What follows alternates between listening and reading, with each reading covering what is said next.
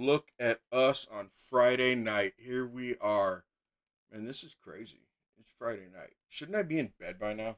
I think I should. But I'm not in bed. I'm hanging out with you people out there. And look at these 6 people right here with me. We got some new we got one player who's coming over who plays on Sunday night. But everybody else is new players. Look at that up there. Kiri, she was there at the Halloween special. She played a villain. And now she's back um from outer space. Um and we have a celebrity in our midst. We have a fucking celebrity. Hey, we have Johnny. Good old fucking Johnny. Hey, Sunday through Thursday, Johnny's throwing out points left and right and making quips and everything else, and we have him here on Friday night as a player.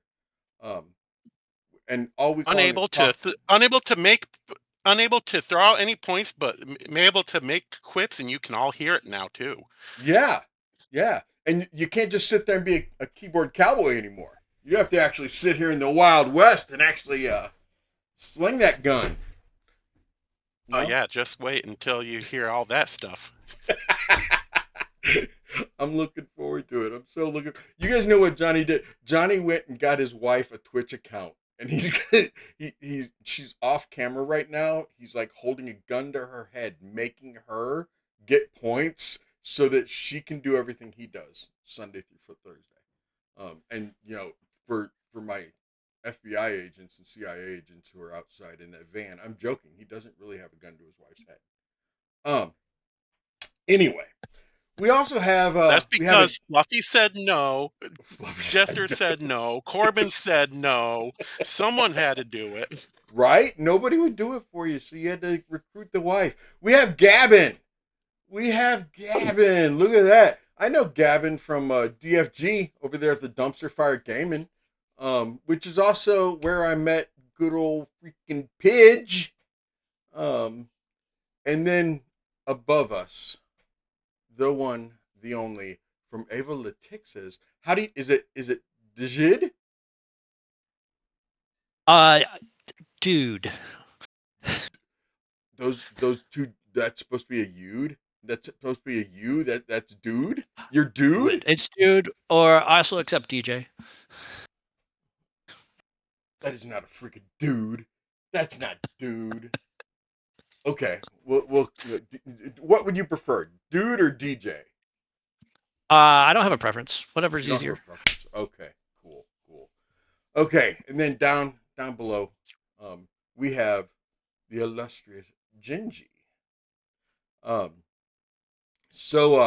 Yeah, we are here to do session 0 of Curse of Strahd, and this is, as I have told everybody in the entire stratosphere, especially the strahdverse, this is the last strahdverse game I am going to start and run for a while. The only way anyone else gets to play in a strahdverse game is if there's a TPK and they want to try to start over and somebody drops from that game. That's the only way. When these 7, yes, that's right, I'm running 7 campaigns right now because I should be committed. When these 7 campaigns, as each one ends, we're going to be starting up in a homebrew, my homebrew world, and hopefully by then they all have learned that I really don't know what I'm doing, but they trust me enough that they want to play my world. When I started this whole online venture, about 2 years ago, a little over 2 years ago, I started on a site called Start Playing Games, and I didn't like a lot about it, but I'm not here to bash on them. I started over there, and at that point in time, I was trying to promote my homebrew campaign that I had, and I just wasn't getting any traction. And Mama Seti, who doesn't play, who tried one time to play, eh? Mama Seti said, "Well, why don't you run some of those module things?" Because that's how much she knows. She's like, "Run one of those module things." Um, and let them get to know you, and then they will be begging you to be in your homebrew. And I was like, okay, I'll give it a shot. And the strahdverse began. And yeah, and now I'm running 7 strahdverse Strahd campaigns at once, which is the strahdverse. So it's cool. It's been a great journey. I've loved it. Back when I first started, I had 2 monitors. Now I'm up to 4. One of them is a 36-inch monitor. For Christmas, I'm hoping to get a 48. His setup is spectacular. Let me fucking tell you. And she speaks. I don't know what you're talking about. Oh, you don't know what I'm talking about. Yeah, she was just actually here a couple days ago and got to see the setup and everything. And as she learned, I stopped by. If you're in the neighborhood, come on by. I don't care. Dox me. Do it. Because if you're gonna pull something off with those FBI agents sitting across the street, you freaking deserve to. Right? Pull it off. Anyway, so what I want to do is I do want to go around the horn one time. I just want you, and this is not just for you to get to know each other. This is for our fan base, our Friday night fan base, our followers, to get to know who you are, to get to know the player a little bit. You don't say anything about your character. Right? I don't want to know about your characters yet. This is about you for right now. Right? Let's get to know each other, so that we are a tight knit group, right? Or maybe you guys, and I'm just the outsider. I don't care. Right? But I want you to say what you want us to call you, right? Whether it's dude or DJ, whatever. What you want us to call you. Right? I want you to tell us one thing about you that clearly no one here knows. It could be about a pet. It could be about a spouse. It could be about, where you keep the bladder of your pregnant woman, whatever. Right? Mine's in the bottom drawer over there. It's a stupid joke. I say that way too often. It's such a stupid joke. Anyway, after you say something that none of us are going to know, I want you to talk about when you got into D&D, how you learned about D&D first. Whether you started playing or not, how you first learned about D&D, what interested you about D&D. And then if you have one, tell us a cool story about D&D that you've gotten to experience, something you've gotten from D&D, a character, a friend you made, a cool mini that you've bought, your cosplay, something about D&D that you just, whatever. But in order for us to decide what order we are going in, we are going to roll initiative for the first time. Son of And you do not get to use your initiative modifier, because you, as a player, do not have an initiative modifier. You are a person. You are a player. No modifiers. So I want you all to go ahead. It's me. Okay, but Johnny, the person, has a 3 for dexterity, so I know what it is right now for my modifier.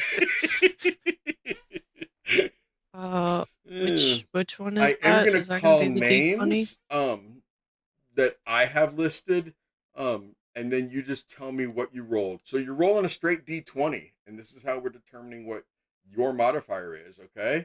Look at that. Gavin just went first for me by rolling there in Owlbear.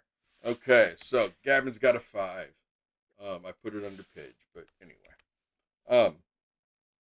So let's go down the list here. We have Dude DJ. What you got, sir? Oh, and pronouns if you need me to use a different pronoun. I rolled a whopping 2. Ooh. At least I'm not bottom of the list. I'm not going to be last. Kiri, because I didn't want to use your government name, and I don't know how much you care. I appreciate that. You can use either name. I got a 3. Oh my god! Whoa! Wow. Yeah, Okay. Getting them out of the way get? before we meet Strahd. Dudes plus 10, so 12. Nice. Okay, Pidge. What'd you get, girl? I'm gonna blow y'all away with an 18 over here. Wow. Look, somebody's Show a big off. roller tonight. Right? Right? Oh, I my love luck is getting Popcorn! up in session 0. Thank you, honey. Love you. Hey, honey, this is the new Friday night group. All these people. This is Mama Setti. Massetti, nice to see You ya. have Nice to meet you, Mama Setti. You know that Celebrity. person right there that jumped on camera for a second. Hi. Hey, that's Yeah. Kiri. She was in the Halloween special. Hi. There's Gingy. There's Gavin now. That is DJ Dude. There's Pidge. She plays on Sunday nights. Okay. That's us. Oh, really? Yeah. Oh, thanks. Love you. Oh, Okay, man. Gingy. What Oh number my did gosh, you she's the cutest. Well, you remember when I told you that I roll horribly? get? Uh-huh. I'm not gonna be in last place. That's what's up. I got a 4. 2, 3, 4, 5. We're meant to be together, everybody. Wow. The Hey, numbers yo, don't how did lie. I come in second place with 5th? Third place. Third place. Third. Oh, that's right. Third. Yep. That's funny, y'all. Oh man. Well, I hope all you watching are storing up your points, because clearly these people are going to need a lot of help with the way they roll.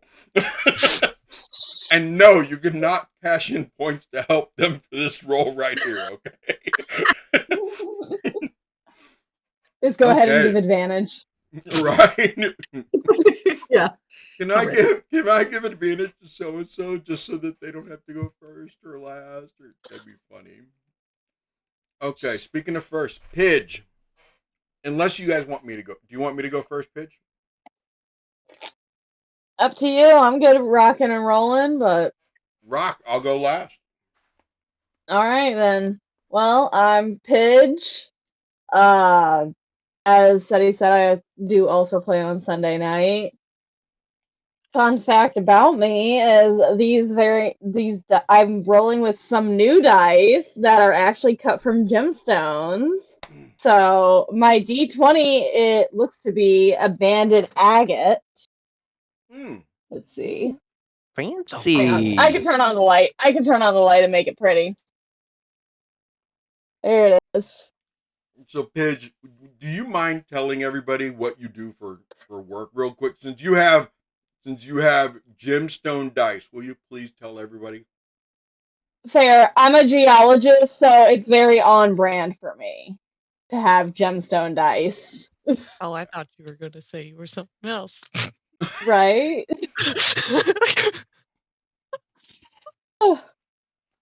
Boom.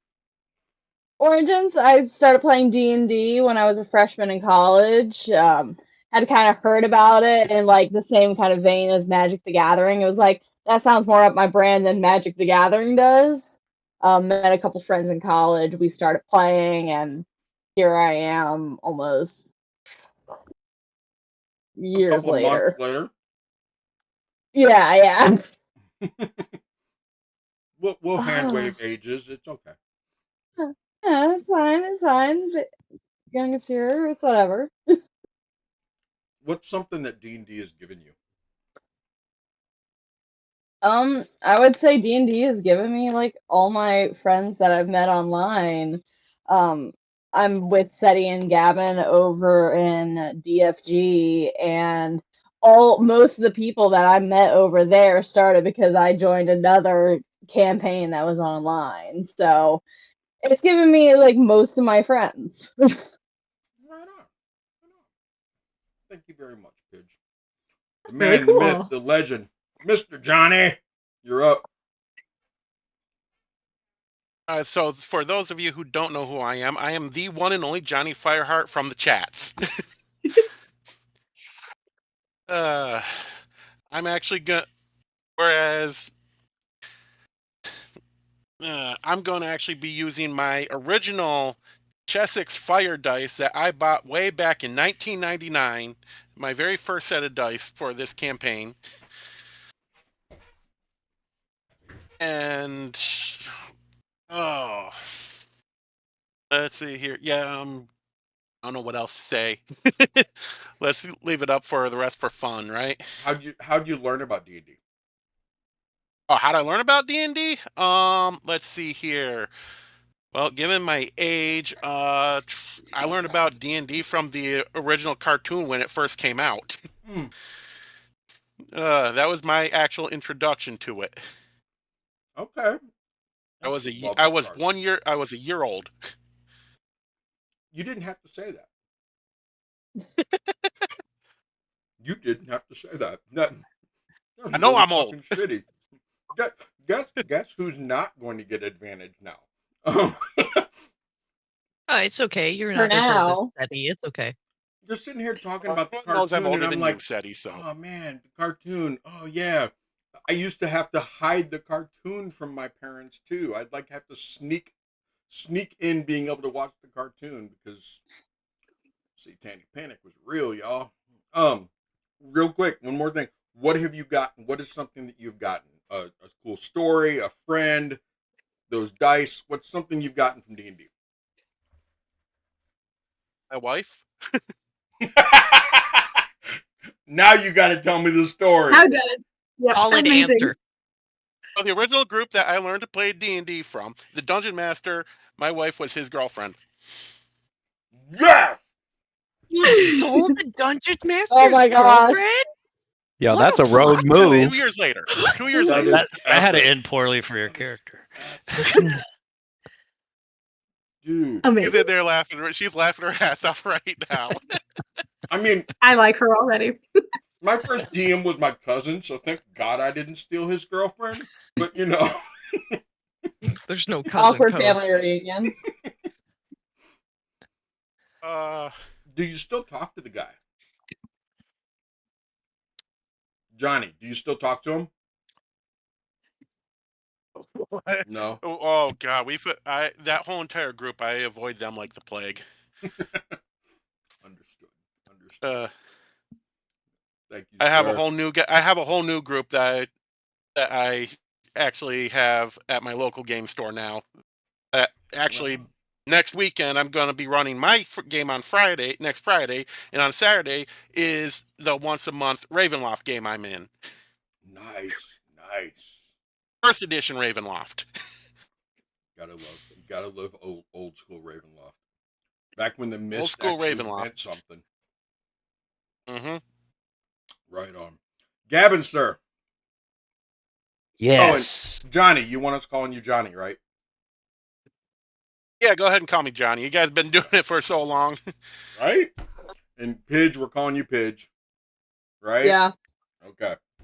Gavin, sir, what do you want us to call you? And everything else. So, you can call me Gavin. 100% purely okay. While we're in, so yeah, I go by Gavin. As far as like pronouns, I'll always be him because I will never be him. As I look ironically down at Seti, I'll never be him. Such a Right. mood. So great. I know, such a mood. And what D&D has given me has been some of my like, obviously some of the people that I call my closest friends. Many of that I have met throughout the DFG group and other groups as well. But one of my favorite stories comes from my very, very first session of playing D&D. I didn't know much about D&D other than like I was playing a barbarian orc and big man do big man things. I was stuck down in a dungeon being chased by skeletons, and I put myself into like one of those like old like rusty cages that like hang from the ceiling that like most prisoners would die in. And I taught, like I had created enough space that the skeletons couldn't get to me during their next entire round. And so I used Rage, Orc Fury, removed, and then I had like a really high strength. I removed the cage that was like rustily bolted to the ground. It had like one of those like spear tip things on the top of it. and I lifted it up to the waist, tilted at the waist, and charged and used the dash, and I slammed into the skeletons and pinned them against the wall and killed them. And ever since then, I have been like the biggest fan of enjoying D&D for using impractical weapons as a weapon. I am such a big fan of it because, like, not like, and I'll explain more later on because, like, some of the items that I bring with me are purely just for just for fun. When would you ever be able to do this in real life? So this is the fun of it. Exactly. Wait. And like the Yeah, little we'll like go with that. You can't do this stuff in real life. Yeah, don't do this. Right. Don't do this at home, kids. It's true. That and disclaimer is important. Don't do this at home. Believe me, you'll end up like me. the In weird GTA, fact the weird fact about myself is I have a artificial stomach. I don't have a real one anymore. No way. I love it. Keeps me petite, but I'm not necessarily petite. I'm still 213 pounds Dude, today. I've seen your 6-pack, and now that I know it's artificial. I know. Yeah. Yeah, I have a fake stomach. It's a real 6-pack then. Nah, no, it's coming in. Action hands. At the very least, it's the plastic rings that the dolphins get caught on. Facts. It's minimum. It's there, though. It's there. That's awesome. Thank you, Gavin. Okay, Mhm. Gingy. You're up, kid. who's Gingy? I'm just kidding. Ow. Hi, this is me, Gingy. Okay,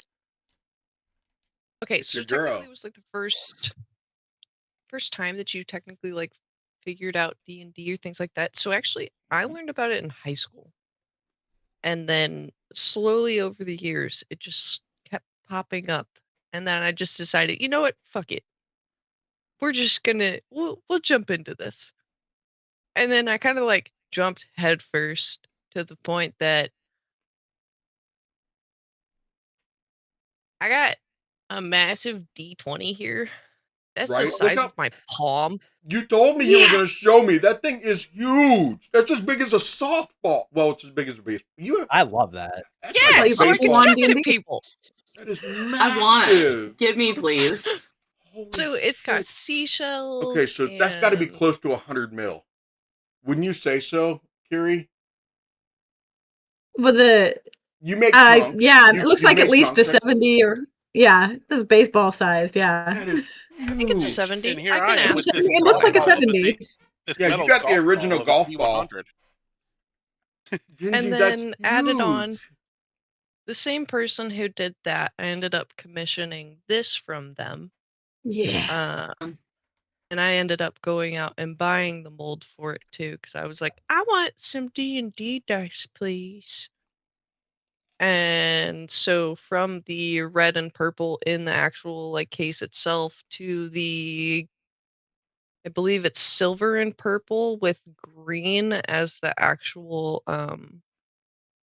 numbers, and it is, I love it, 10 out of 10. And then I have a random it's like the first mold that she did, because she did test mold, and so those are my chuck at people dice. Then you have Everybody the big boy. needs Yeah. I want to let you all know right now that she almost wasn't able to make it tonight because I almost had to kill her when she was here because she thought about stealing some of my dice. Don't Which you one? dare. Ooh.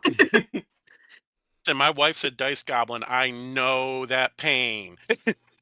She actually had I did. people messaging her telling her to steal the purple 20. Yeah, I did.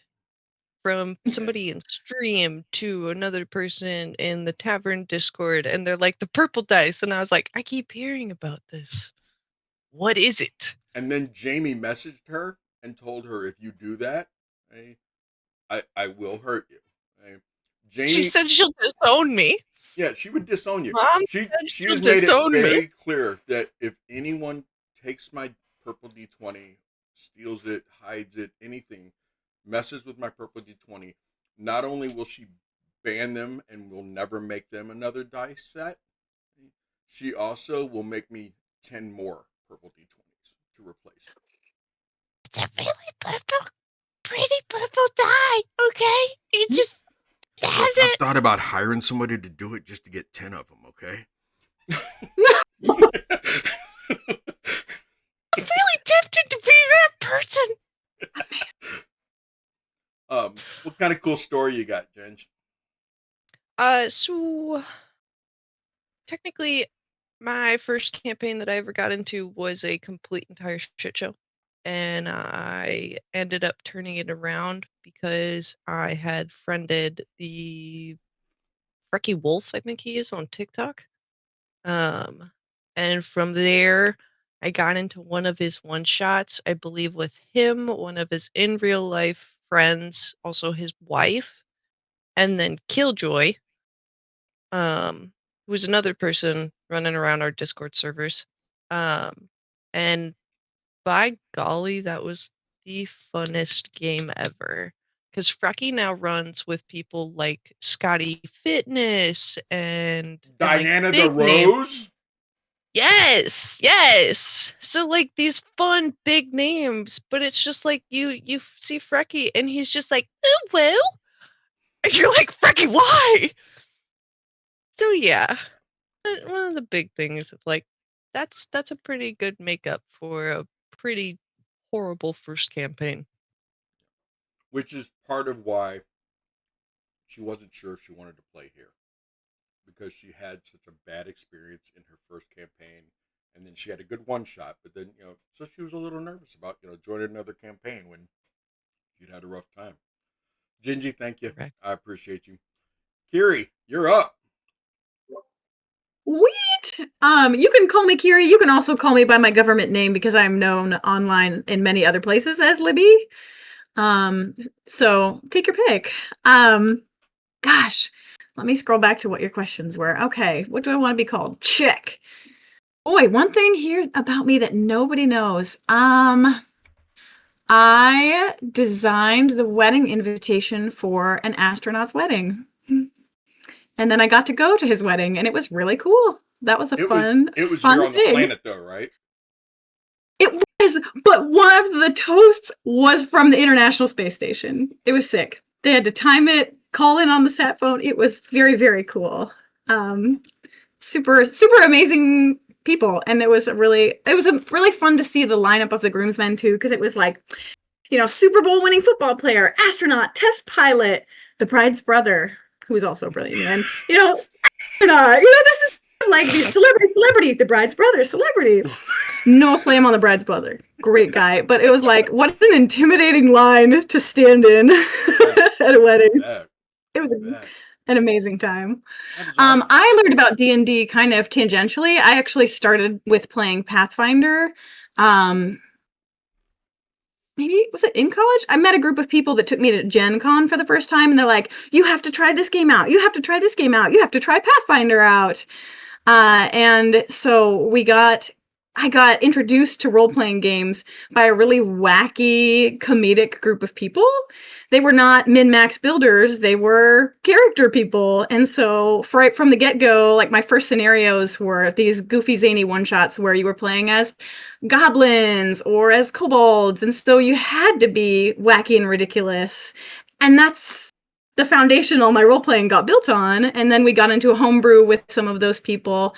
And kind of, it's been really fun to introduce other people to role-playing games, no matter the system, and teach them, like, role-playing games are about role-playing. Because we've played a lot of public mix-and-match one-shot type things, and we've played with lots of min-maxers who are great people, but also people who are not really there to have fun. They're there to beat you up with better math, and that's not fun for all of us. And so it's kind of fun to be able to introduce new players to other ways to have fun in a role-playing game. Because it's basically, improv at a table with dice, right? It's so fun.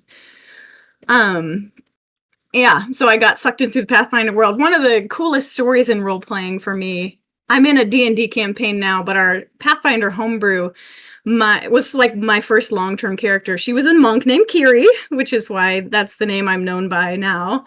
And she was getting her master's test for this unconventional monk fighting style, the blinding unicorn that was all about like being flashy and really unconventional and weird. And so like one of the main moves was to put your finger like a horn and charge your enemy and just, ridiculous stuff like that. And for the session where she took her mastery test, our GM put out on the table combatants and then played the Mortal Kombat music. And then he did Taekwondo. He put on his Taekwondo robes.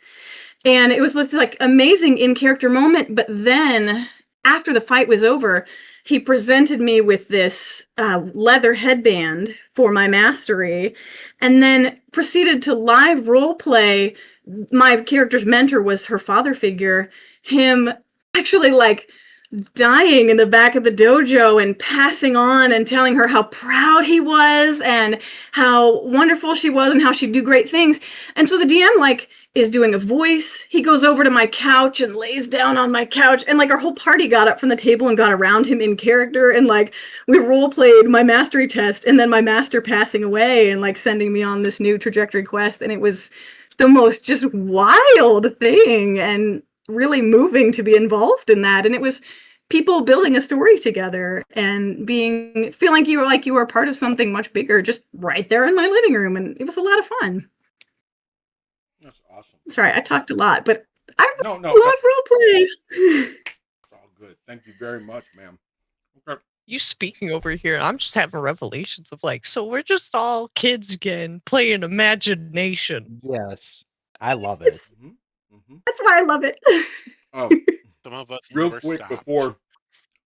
before DJ Dude goes, I know this guy named Stagwood, who he had me do the voice for his commercial. He created a brand new ttrpg, right?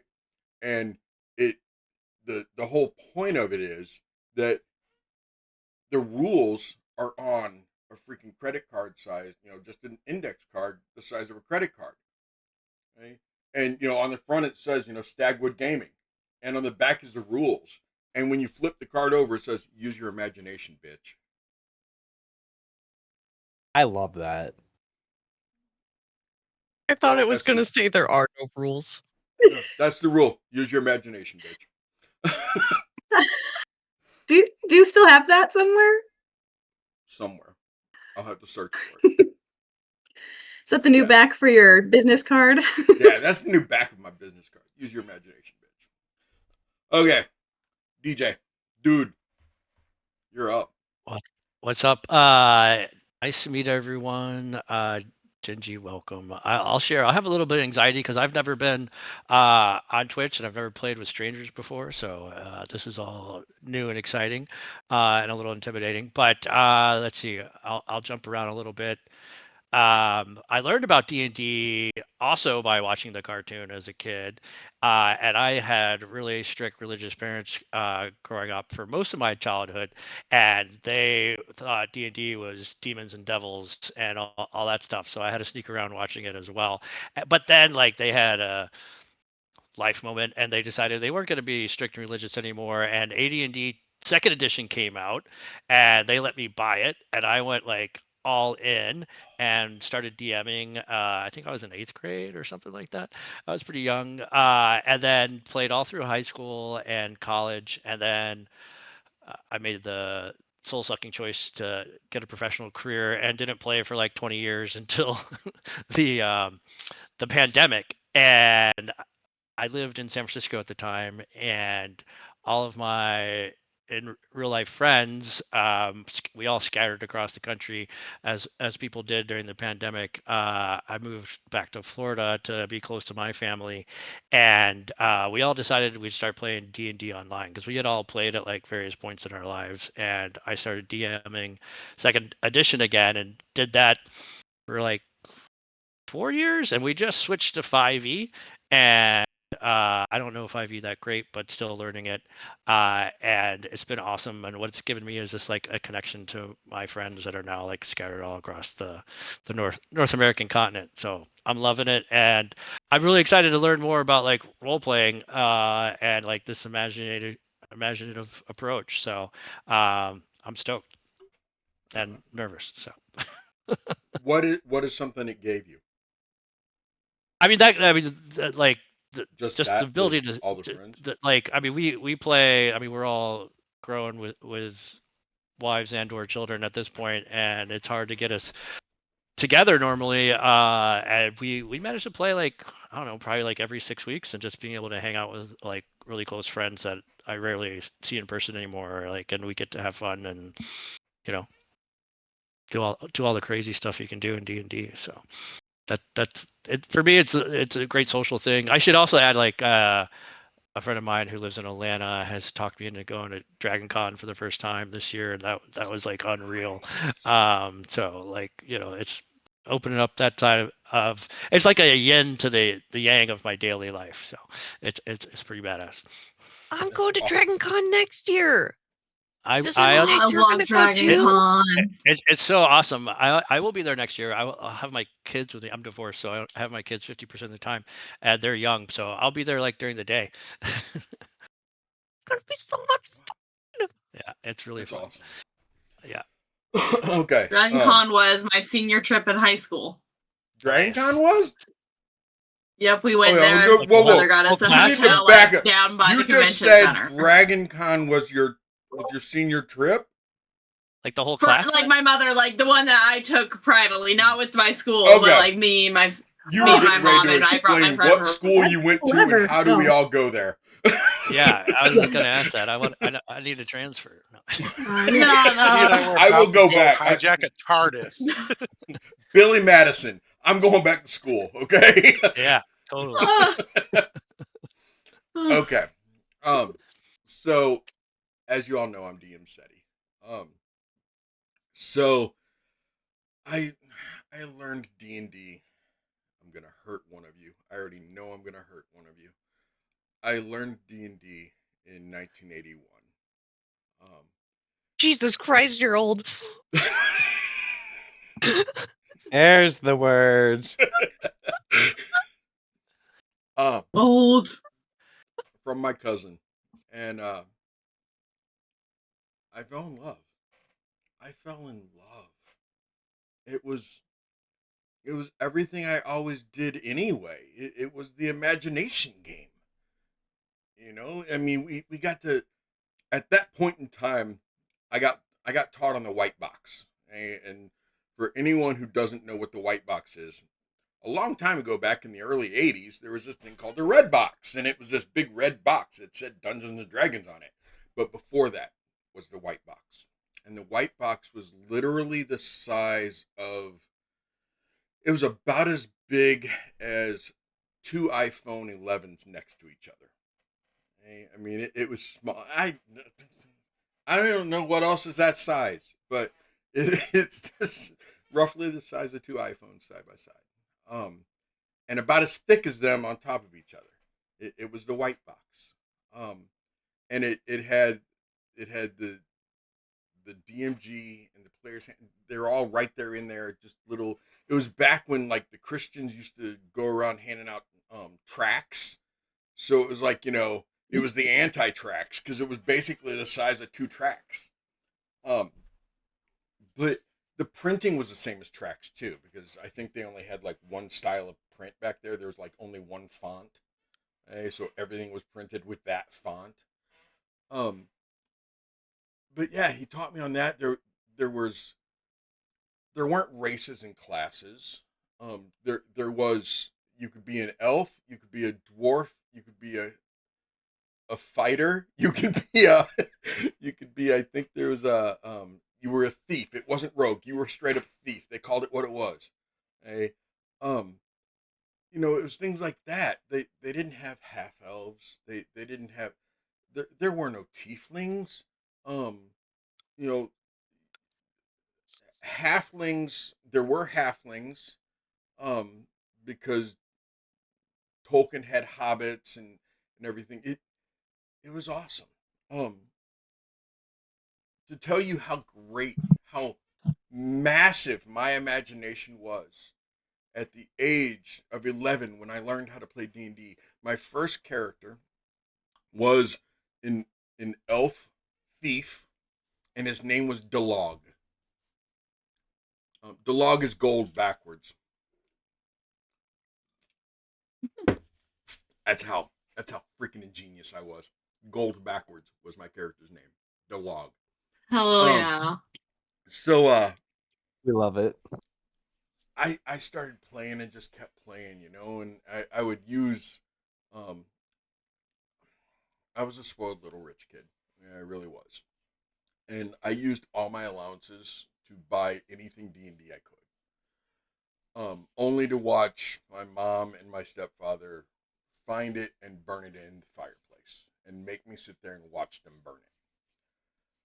I was actually telling somebody in DFG earlier today because, dude, Moose in DFG was given a red box, the blue box, and the green box by his uncle today. Wow. Look him up, because Yeah, that's a their score. uncle knew that they liked D&D, so they had them in their closet. They just gave it. I was like, Moose, those are worth some. We need to examine these, Moose. We need to look at these and see what condition are these in, because these are actually worth some money, Moose. I saw no less than 3 red boxes burned in my parents' fireplace. I joke that I got to the point where I hid my drugs. I hid my D&D stuff better than I hid my drugs.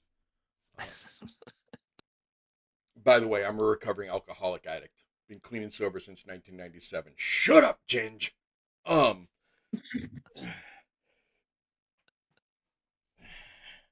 Because Do you you're mind gonna if I say you I mind was if I 8 drink years in old. session? No, drinking session, smoking Okay. session. I don't care what you guys do. You guys do you. It doesn't bother me. I was I was actually the designated driver at my own bachelor party. So, whatever. You do you. It doesn't bother me at all. So anyway, I just kept playing D&D. Any chance I got to, I was playing D&D. And I tried other systems. I tried other games. I played Teenage Mutant Ninja Turtles had a ttrpg, and I played it. And then the second edition was Turtles Down Under, and it was based in Australia. To where you could play a kangaroo that had been mutated, or a wallaby, Tasmanian devil. It was cool. Lord of the Rings had a tabletop game. I mean, there's just all these different games that came from D&D. And over the years, I just kept adapting more and more. Bringing in that knowledge, building my homebrew world, to where my homebrew world is literally over 30 years old, and has its own history. It's kind of cool. It was always my first love. I would try other systems, and I always went back to my first love. I tried Masquerade. I've tried Pathfinder, GURPS, all of them. Traveler, the hero system. I've tried them, and I hear a lot of people always talk about, well, why don't you try this system? Because this system can do this instead. D&D can do whatever you want it to do if you're the DM. Okay? And if you're not the DM and you really want something, if you want to be able to do something, talk to your DM. Okay? For me personally, for you 6, okay, make it make sense. That's one of my biggest rules to you. One of my biggest rules. Anyway, make it make sense. Okay? If you want to do something really, really cool, okay, paint me a picture. Tell me what it looks like. you don't have to tell me what skills you're going to use and what, you know, proficiency bonus. No, paint me a picture. Tell me what you want to do, and we'll make it work. Because it's more about the collaborative storytelling for me than it is about what rules we have to bend, break, or what. Who cares, right? Somebody asked earlier today in one of the servers I'm in, how do you get above 20th level? You know, is there a way? And a couple of the rules lawyers immediately were like, "Raw rules as written says." Sorry, I don't have a problem with rules lawyers. I love rules lawyers because they make my job so much easier for me. Because once I know who the rules lawyer is in the group, I just ask them to quote the rule for me, so I don't have to. I ask them how much damage something does, so I don't have to look it up. You know, what's that spell do? What's the rate? Whatever. You're the dude that knows the book. You tell me. I mean, we're just telling a story over here. You read the book. But anyway, some of the rules lawyers were really, you know, saying there is no raw. You can homebrew it. Da, da, da. And I spouted off with, but you know what? Back in AD&D, we did have above 20th level. And I don't see a reason why you can't go above 20th level. Because the way they've neutered the system now, it doesn't make sense to go above 20th level because everything above 20th level is a god now. So then what are a god? It's just weird. I don't have a problem with D&D. I don't exactly enjoy some of the politics that go in with the upper echelon of the ownership of whoever is it Hasbro or WotC or TSR or whoever owns it right now, whatever. I don't care. Let's use our imagination and tell a cool story and have a lot of fun together. Because that's what it's about at the end of the day for me, is having fun together. Earlier this week, one of the players wanted to do something, and I was like, okay, cool, let's do it. And when after the session, when we went through stars and wishes, which we'll talk about more later, they gave me a star because no other DM would have ever let them do that. And I'm like, I'm sorry, no other DM would let you do that. I'm sorry. I know that two of the players here are playing characters that they haven't been able to find DMs that would let them play. Okay. Whatever, let's do it. I've had two different players in the Curse of Strahd campaign. They were like, can I please become a lycanthrope or be a lycanthrope? Actually, three. Can I either be a lycanthrope or become a lycanthrope? I'm like, sure, let's do it. You want to start off as one, or do you want to get bit? How do you... Really? Yeah, let's do this. Let's tell the story, man. You know, one of my players, she didn't want to be a lycanthrope, but she wanted to be able to shape change into a wolf. And we came up with the history of her mother was the very first shifter to ever be in Barovia. Shifters are from Eberron, which is one of my favorite D&D campaigns. Campaign worlds is Eberron. Anyway, all that to say that I've been playing for a long, long time, and it's given me everything I have now, which is one of my taglines for my branding, which is it's given me all my friends, my freaks, my fiends, my fans, my followers, and my family. And that's y'all, so welcome to the family. I just give a shout out for Teenage Mutant Ninja Turtles. Like, I played that. I hated the second edition though. Yeah, the Down Under, Turtles Down Under. Yeah. It was Turtles Down Under got really goofy. Yeah. Yeah, because you know, I mean, come on now, kangaroos, come on, really. I don't think you're I have aware a of hard the time finding shenanigans. people who have actually played the actual BattleTech RPG. BattleTech. Yeah. I've played that. What about Car Wars? Car Wars. I played that at the lunch table in school. Yeah. Okay. There was something I can't remember the name of it, but it was very. There was a cartoon RPG where you were cartoon characters. Didn't play that one. I don't remember what it was. I know they Cries introduced in it young in one. people. Okay, I made the joke that it's not a joke though. I do not allow Kinder at my table. Kinder, you will never play a Kinder. You will never find a Kinder. I don't allow it. Kinder are the bane of I my have only heard of existence. one table that even allows it. Right? Gingy, would you like to know what Kinder are? No, because I just want to bring Kinder eggs, and I'm just gonna pop them up randomly and be like, "Motherfucker, you said no Kinders." I thought you were talking about me because I'm eating the Kinder bar. You guys have already got I your thought you second said Tinder. I baseball. was a little confused. Yeah, because we got a face palm back on Tuesday. Okay, but We wait, started to out the with a face palm. What do you got when That's did against we right, start that's talking Tasselhoff? about children? What do you have against Tasselhoff? That just seems cruel. Yeah,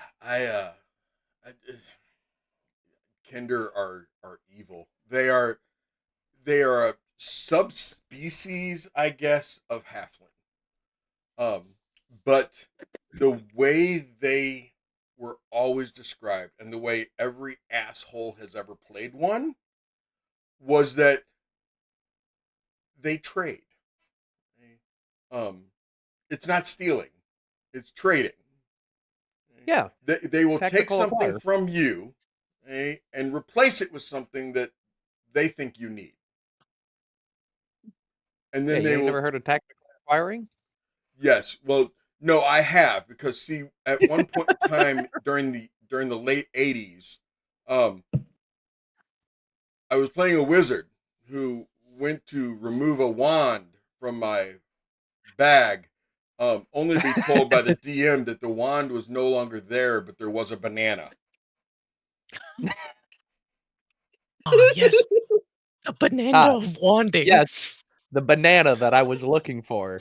Thank you. You're I Would thought you were love going The to to say see it Kinder was went one. on because to the Kinder went on to explain. I thought you'd get hungry later, so I gave you the banana instead. You didn't need that stick; it didn't do you any good. Hey, you should have held on to your stick. I thought you Clearly. were going to say asshole players always use the taunt feature, but the trading feature is great. I don't know. I love Tasselhoff Barefoot from the old Dragonlance novels, so Yeah, a little partial. You remember Gray Mouser? Yeah, Yeah, yeah, that's the one. yeah. Yeah. Nope, no Kinder. Can't do it. They were exterminated. They don't exist. Sorry. Um, the other thing I don't allow in my games is for players to play quadrupeds. Um, because it just makes it too difficult for everybody. Okay? I'm not saying there's anything wrong with centaurs or wimicks. I used to love wimicks, okay? Or any of the other races of quads, as I call them. But when you go into a tavern, do you get a special seat? Do you just put your hindquarters on the chair? What it removes some of my personal immersion.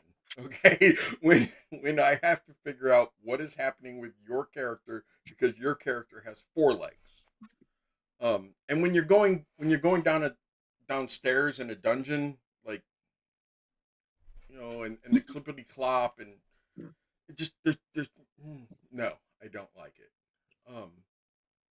I ask that no one plays winged characters simply because of flying, because flying at first level raises the stakes a lot. Makes it a lot better for you, but that means I have to make the BBEGs, the bad guys, the goons, the villains.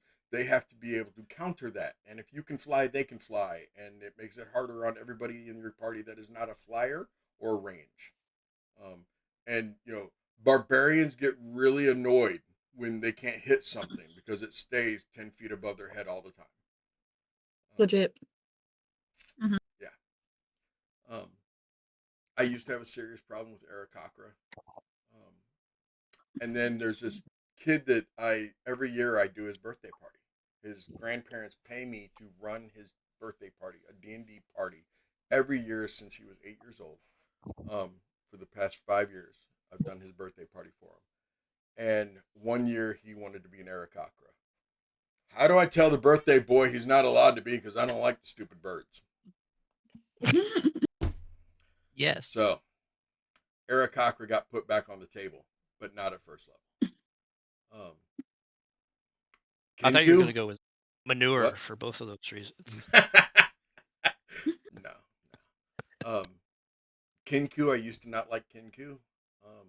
And then I met one in when I got to play in Beyond the Witchlight, and I got to meet a Kenku. And I was like, okay, that's cool. Okay, I'll allow it. Kenku are cool.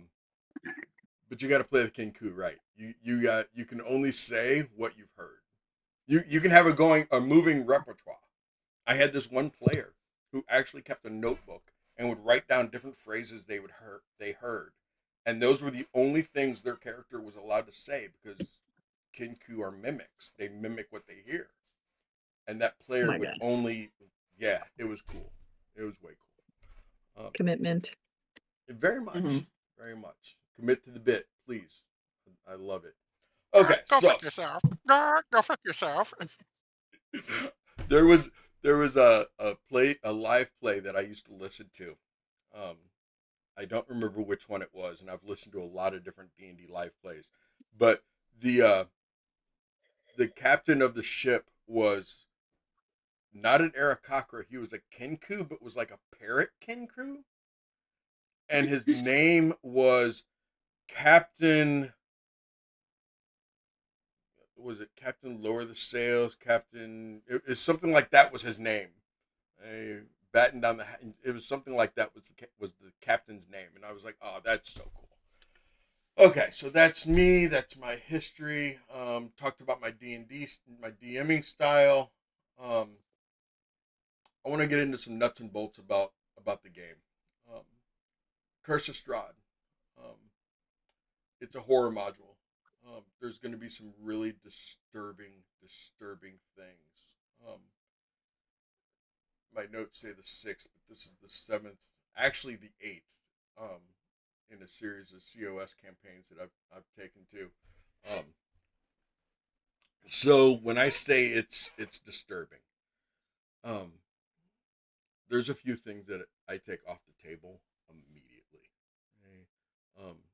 And SA is one of them. Okay?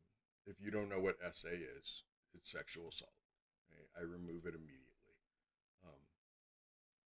If it is part of your character's background, that's your character's background. And we can work through that if you want. Now, that being said, there is a whole lot of human trafficking in Curse of Strahd. And just when you think you're past the human trafficking and it can't get worse, I added an NPC who was human trafficked. And it alludes to the fact that there was very possibly, most likely, some SA involved. But I don't go into any detail whatsoever. That's what I'm talking about when I say that this is some really serious stuff. There's some hardcore stuff in Curse of Strahd. The person who wrote Curse of Strahd, somebody hurt them bad. They need serious therapy. Because a lot of children are hurt in Curse of Strahd. I was a victim when I was a child myself. And I have family who have been victims of SA. So I won't go into detail about the victimization that occurs in Curse of Strahd. It will be all behind the curtain. We will never even discuss it. But during that one scene, you may very well see some trauma in my eyes. You may hear some trembling in my voice when I'm in that NPC. when I'm role playing her, and you'll understand. I won't need to go into detail because you'll understand. And you will, from that point on, hate the individual that drafted her. I mean, I've had a couple different players that they're like, okay, so we're gonna go kill those two NPCs right now. Strahd's no longer important. We take care of them first, and then we'll take care of all the rest of the monsters in this land. Child horror. There are children that are unalived. There are children that are murdered in Curse of Strahd.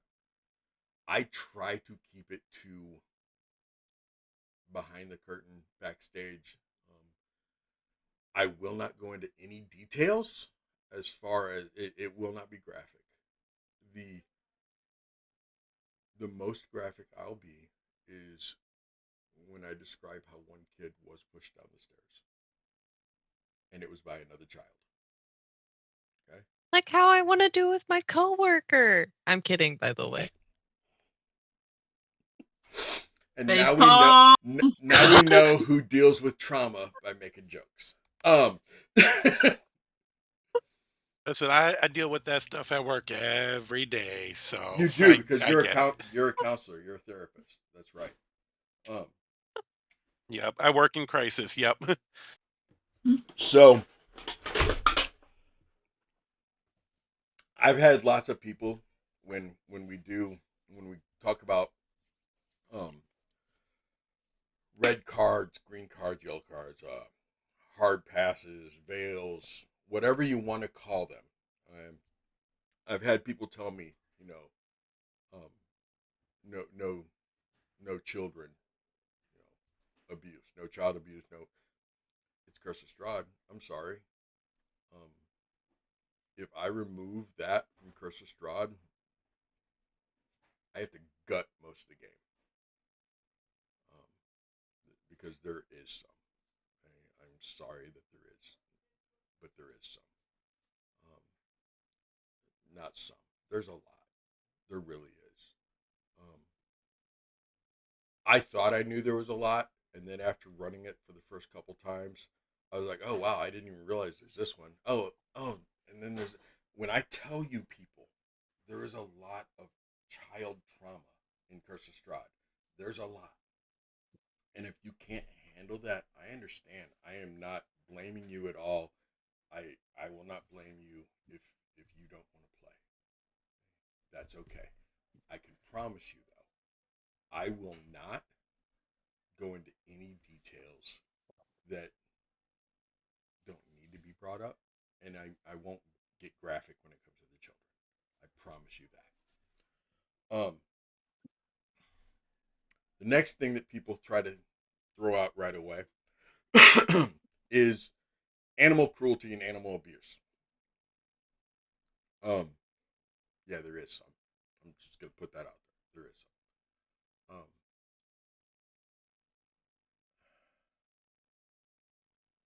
Curse of Strahd is not for the faint of heart. I know that there have been other people who have tried to play and had to bow out because they couldn't handle it, and I'm not gonna fault anyone who needs to bow out. Seriously. But I also can't gut the game because of that. I had somebody recently who struggled with a situation in the game, and I thought it was because of the actual abuse, and it was actually because of the neglect. I need you to understand the kingdom of Barovia.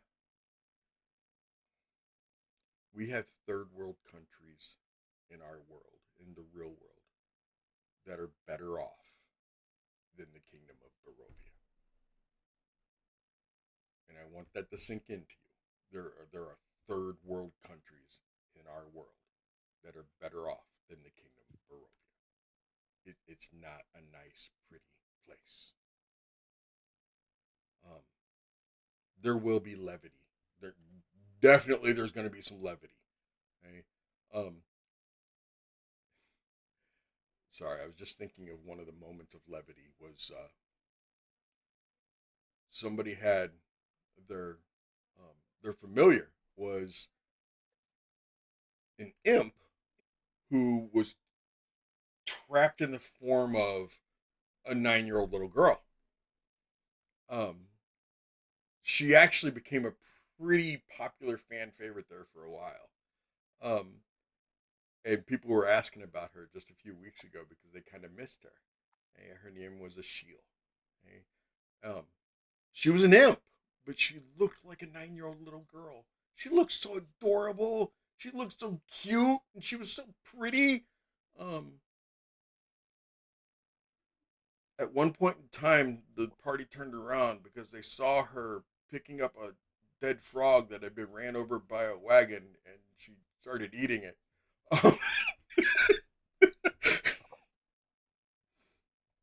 And her handler, um, the person that had her as a familiar was like, that'd be better cooked. And she's like, really? And I got the pleasure of playing Ashil. Please allow me to play a psychotic 9-year-old little girl. It is so much fun. It is so much fun. Yeah, she was like, cook it now. Yeah, there's lots of horrible stuff, but there's going to be some levity too. I promise you there will be levity, but there will be some serious things, some things that that I may set it up to where we're going to be able to go to break right after a very serious scene, so that during break I can check on you guys. Because the last thing I want to do is break any of you. I don't want to break you. I don't mind breaking your characters, but I don't want to break you. Because I want you guys to be my friends. Your characters are people we play with. So if it gets really hardcore, if it gets really intense, if you can't handle it, turn off your camera, message me, throw up your hands, please don't walk away without talking to me. Johnny understands this. Being a counselor, being a therapist, please don't walk away. We need to talk through this. We need to decompress. We need to make sure that you're okay before we sign off. I need to make sure that you're okay. Seriously. There is. Oh, look at that. Gavin wants us to hydrate. Is that how it's gonna be? You gotta hydrate before you dehydrate. Yes.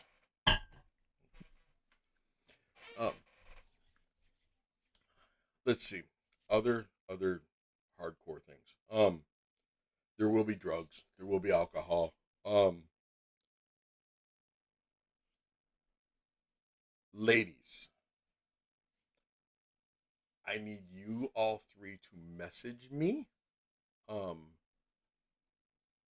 how you three feel about romance in the game, where you're at with romance, how you feel about it, any objections, either NPC romance or PC romance, and how you feel about pregnancy. Okay? Not saying it will happen. I need to know if it needs to be off the table completely. Okay? Because I know some people struggle with infertility, and they don't want that involved in the game whatsoever. For many years, my daughter did, and I want to be compassionate. The NPCs and the BBGs are the assholes. I'd love to say I'm not. I don't want to be. Okay. yes, please message me and make sure that I know what is going on. Which means sometimes I will be checking. Yes, that Gingy is the white box. Gingy sent me a picture of the white box. It took me back. I found a whole entire link. Yeah. Let's see. There's some tropes. There are some serious tropes. Do me a favor. As we're playing, if you're highly intelligent or very lucky, either one, and you like see it coming from a mile away. You see the trope coming from a mile away. Do not be the person in the movie theater yelling at the screen. Okay? Don't do that.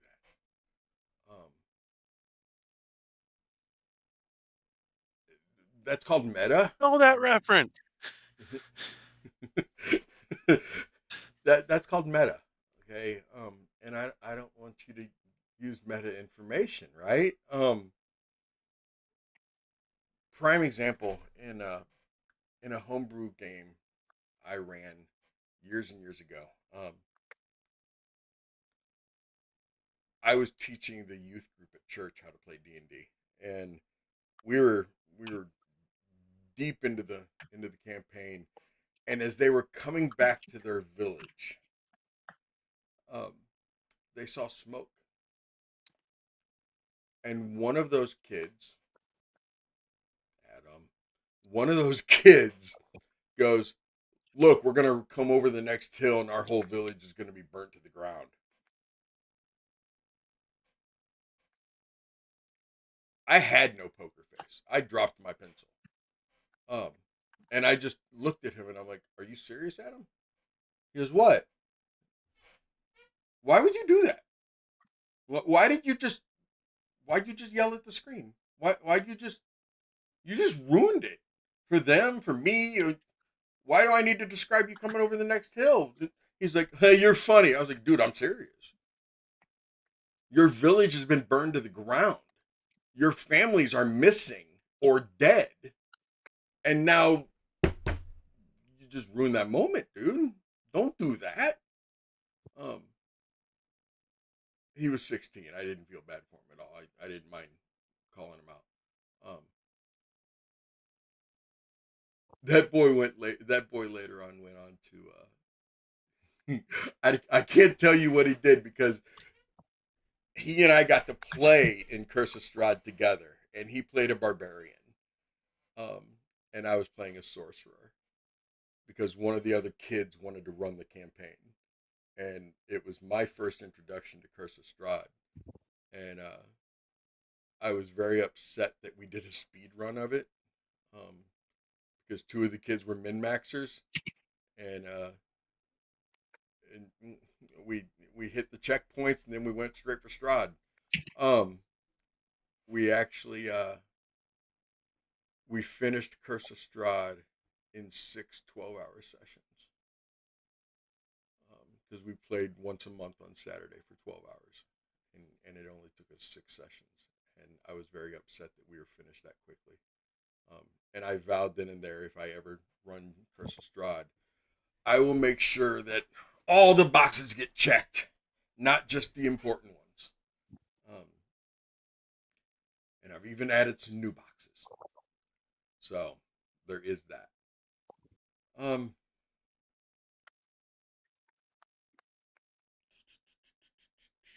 Yeah, it's go figure. My mods made a little checklist for me, and I totally went out of order.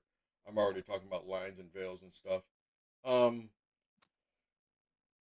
Put simply, a line is something which will never come up as part of a campaign or a session, while a veil ensures that whilst an action or event might take place, this will happen off screen, mentioned in passing but not dwelled on in detail, and not a significant part of any plot or encounter. These are important for maintaining the fun of the table, and session 0 is where we talk about the lines and veils. If you do not feel comfortable saying any line or veil you have out loud, feel free to message them to me. So I want to go ahead and do that before we do all the other stuff. Again, we're going to go in initiative order. You don't have to roll again. If there is a line or a veil that you do not feel comfortable saying out loud, I want you to message me. And then when we are done with all 6 of your guys's, I will read them. Okay? So again, a line it's a line in the sand. Okay? It's something that you don't want ever brought up in the game. A veil is something that, okay, it can come up, but can we not dwell on it? I'm going to give you an example of something I didn't already discuss, because I already said SA will never come up. I told you there's going to be child stuff. It's going to happen. I've told you there's going to be animal stuff. It's going to happen. Drugs, alcohol, going to happen. I'm going to warn you now, there is racism. Okay?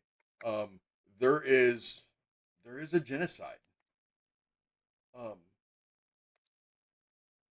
There is some hardcore gender bias. Curse of Strahd is not a woke campaign. It isn't. And if I tried to make it, it would. I don't know what it would look like, because it wouldn't be Curse of Strahd. I want you to remember that this is a role-playing game. This isn't real life. Okay? The things that occur in Curse of Strahd are atrocities. Total atrocities. So again, lines. I can't see this. I can't have this no matter what. You don't have to mention the other stuff that I already said, no essay. You don't have to mention that, because it's not going to come up. If something else is a line for you, we're going to have to figure something out. Message me. If you have a line that I haven't brought up, if there's something that I'm going to make one up, but then I'm going to give you a serious one. If you cannot handle, I love you, Pidge. If you cannot handle clowns, okay, you need to bring it up now. That you can. I have a daughter who is horrified by clowns. Horrified by clowns. The same daughter is horrified by spiders. We can't even call them that in the house when she's here. They have to be spoders. Okay? It's ridiculous. And we can say arachnids, but not spiders. I didn't know she was that afraid of both of those until the first time she went with me to my best friend's house to play Champions, superhero-based game. And it was a Halloween special. And he made us go against clown spiders. And that is how I found out her fear. It was horrible. It was horrible. She was crying.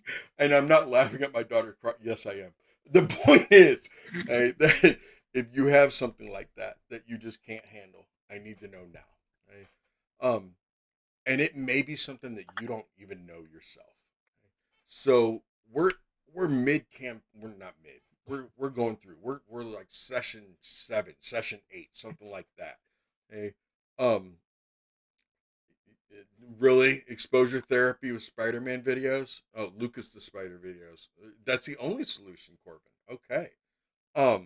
So anyway, we're like in session 8, something like that, and we come by the gallows, and he starts getting a little twingy, a little twitchy and everything, and then somebody is hanging, and his camera goes off, and he messages me immediately. He's like, dude, I can't do this. I remember how I attempted suicide several years ago? That's how I did it. Can we not? I was like, I apologize. I am so sorry, dude. I didn't even, and I knew this dude. I know this guy, and I knew that was what had happened to him years ago. I didn't think about it at all. When he told me that mid-game, I was like, did I say gallows? I meant it was a guillotine. because he came back and told me you can use a chain, but no rope. I was like, well, they're not going to use chains at a gallows. It just, they're not going to use chains at a gallows. It's not a gallows, it's a guillotine. Something like that, I can restructure it. If you tell me you can't handle anything describing blood, you do realize Curse of Strahd's about a vampire, right? I mean, there's going to be blood. Just saying. Not a vampire. Don't say blah, blah, blah. Yeah, that's right. We do not say blah, blah, blah. That right there. My Strahd voice, I didn't find out until session 20 something that one of my players was triggered every time I spoke like Strahd. She was like, the voice you do for Strahd, can you please just warn me before you speak? Like, tell me that Strahd's going to show up that episode so I can prepare and like be ready for it. And I was like, oh, I'm sorry. I'm.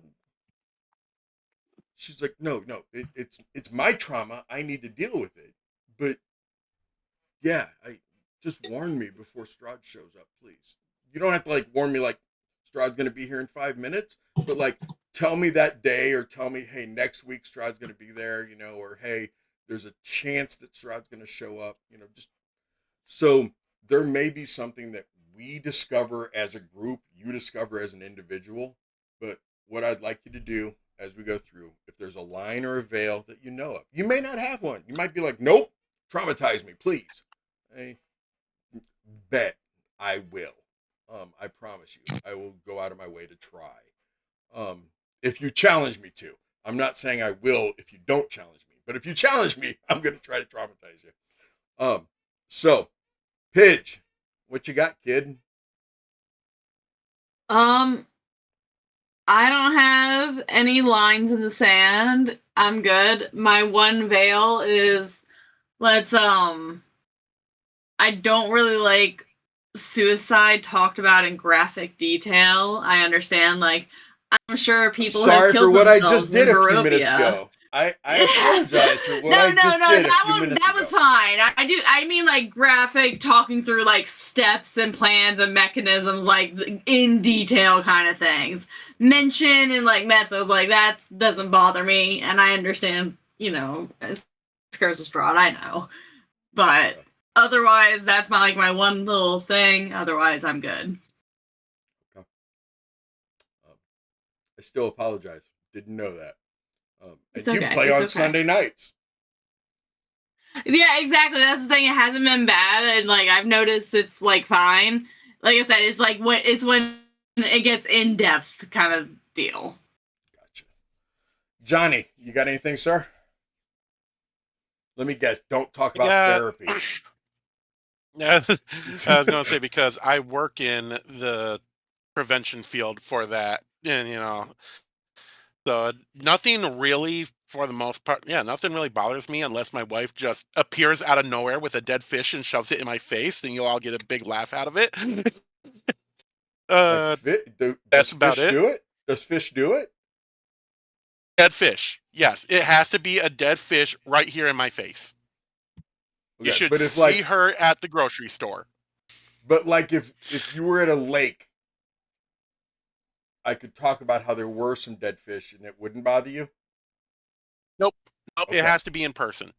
Okay, cool. But I just want to have a warning that I am bringing a character who has severe grief going on. So he's going through stages of grief that can only happen in a fantasy setting. Okay. So I just want to put that warning out there. So, real quick before we move on, remember how I talked about the pregnant woman's bladder? Yeah, I'll be right back. Please talk about Setti to go do Setti things. He set up a segue for. Oh, he absolutely did. I love it. Yeah. We love to see it. We never did figure out what we were going to name our 8 at 8 because we don't start until 10. my time. So do we do 10 at 10 then? Oh, there's Hi, Tank. We're the 8th group though, right? Oh, true. Yeah. Ooh. Tankerino. The final 8. And this is where Tank takes over and kicks us all off. Yeah, Setty's yeah. being transformed Tank's into a taking cat. over the stream. Exactly. Uh, Setty, when'd you turn into Tank? Well, I thought we all knew that SETI was a ranger. Yeah, I mean, Druid? Druid. Oh, ranger? Oh yeah, druid. Druids are the ones that shapeshift. I thought. I'm stupid. Don't worry. My brain no work. And you could have a shape-shifting ranger. I'm sure there's like Yeah, something you could set multi-class. up where like a ranger is a Multi-class. shapeshifter or has polymorph or something. They're multi-class ranger and druid. You know. You know. They call their friend and then they multi-class or then they shapeshift or Yeah. polymorph, whatever it's called. Coming in, buddy? Look at that dog. Okay, so one warning. Unless you tell me to, I will be able to hear you when I leave the room. What about, because the break is going to be at 11 for me, what about Heaven at 11? Sure. Because, you know, we get this Okay. little break, Heaven little break of Heaven, Heaven you know? sounds. I don't know. That doesn't sound very Strahdy to me. It The only is a- piece you Well, get. that's the point. It's a break from Strahd. It's the Heaven at 11 because it's a break from Strahd. What you want, buddy? You want a treat? Now we need Jester. Gingy just did to it! Have Oh, Orin here. Gingy's just to on say, it. "Fuck Strahd." Oh, there it is. Fat Tank time. Yeah. It's just a handful of cashews. Actually, no, he's going to get his bacon bits. She was here the other day, and I give him cashews. He gets like a small little handful of cashews. But I also have these bacon strips that are awesome. Where you at, buddy? Come on. Good. I hope he Say hi. gasses you out like last time. Oh my gosh, Yeah. that was so horrible. But it was so funny. It was Is it so Love to see bad. it. Is it good? Yeah? Is it good? These are the Friday night. You know it's bad Yeah. when you have to point the fan at the door For real. to push the air out the door. Mwah. I love you. I love you.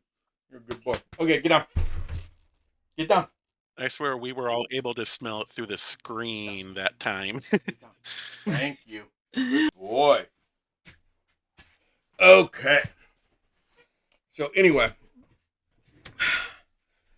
Johnny, did you have anything besides? No, I didn't Fish have in the anything. I was face. just bringing in a character that has severe grief going on. Right. Okay. We move on to Gavin. So for me, I don't have any veils, no lines in the sands. I don't know if I should necessarily ask here if I should be a DM question. Where does the line come with extracting information from NPCs and or people? Okay. I'm not saying we do it to each other, but however, are there captives and do we extract information from them? Let's circle back to that. Please remember that. Okay. Like put a Yep. hash mark. Somebody write that down somewhere. Let's circle back to that after we're done with the veils and lines, because that's a really good one. Because we've had a couple nights that did interrogate people. So bring it. There's a couple people that probably need to be interrogated, and a couple people that don't need to be that need to be interrogated a lot worse. Okay. So yeah, I like that. Gingy, lines or veils?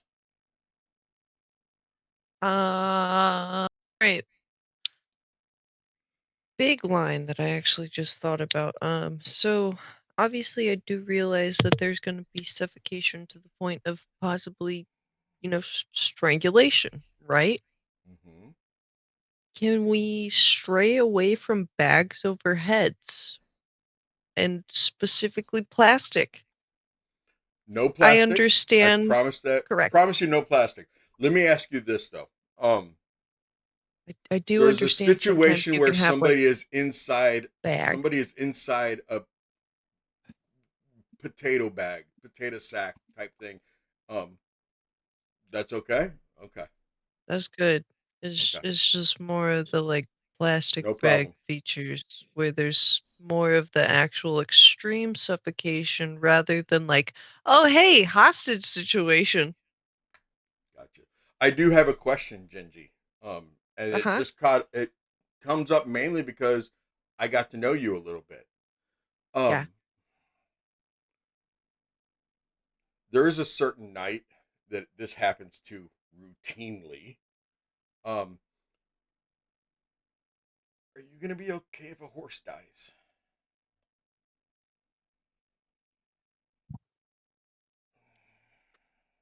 Yeah. Can we not?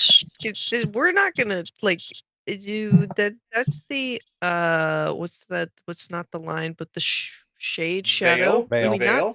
Yeah, there it is. Yeah, we can totally do that as Close a enough. veil. We will totally do that as a veil. Will you do me a favor? Will you please message me right now that is a veil that we need to make so that I can put it in my notes so that I have it permanently. Got it. And I'll put it here too, but just so that we remember, horse death is a veil. There is one night that honestly they don't pay attention to where their horses are during combat, and it's happened way too many times. And it's not like the Can said horse bad be guys... saved? Not to meta, but so one time in particular, a player jumped on an NPC's horse and rode it into the combat situation, jumped off and left the horse.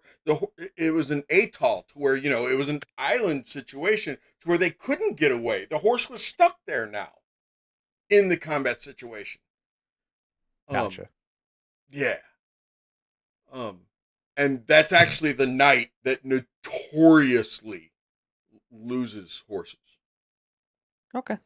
Because they do things like Which that. night is that? That's Monday night. One of those nights. That specific Monday, night. That one night that you're thinking of. Yeah, that one night. Monday.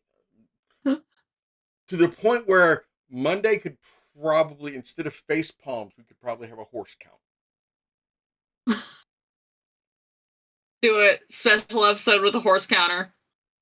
I'm not going to do that because of Genji. Next time they have combat. In case you guys don't know, Genji loves horses and has... Do you have one now or do you have two? Oh, we've got two on property. It's Cam and Indy. And Babies. I've been through horse death personally myself, so it's great. It's not great. I don't recommend. Yeah, I don't recommend either. Okay, so veil is horses, line, suffocation plastic. I was going to call it extreme suffocation, but that works too. Extreme. Okay. Anything else, ma'am? Nope, that's it. Kiri. I think most of the stuff has been... So for me, maybe a couple of veils, one kind of more serious and one that's just going to sound silly.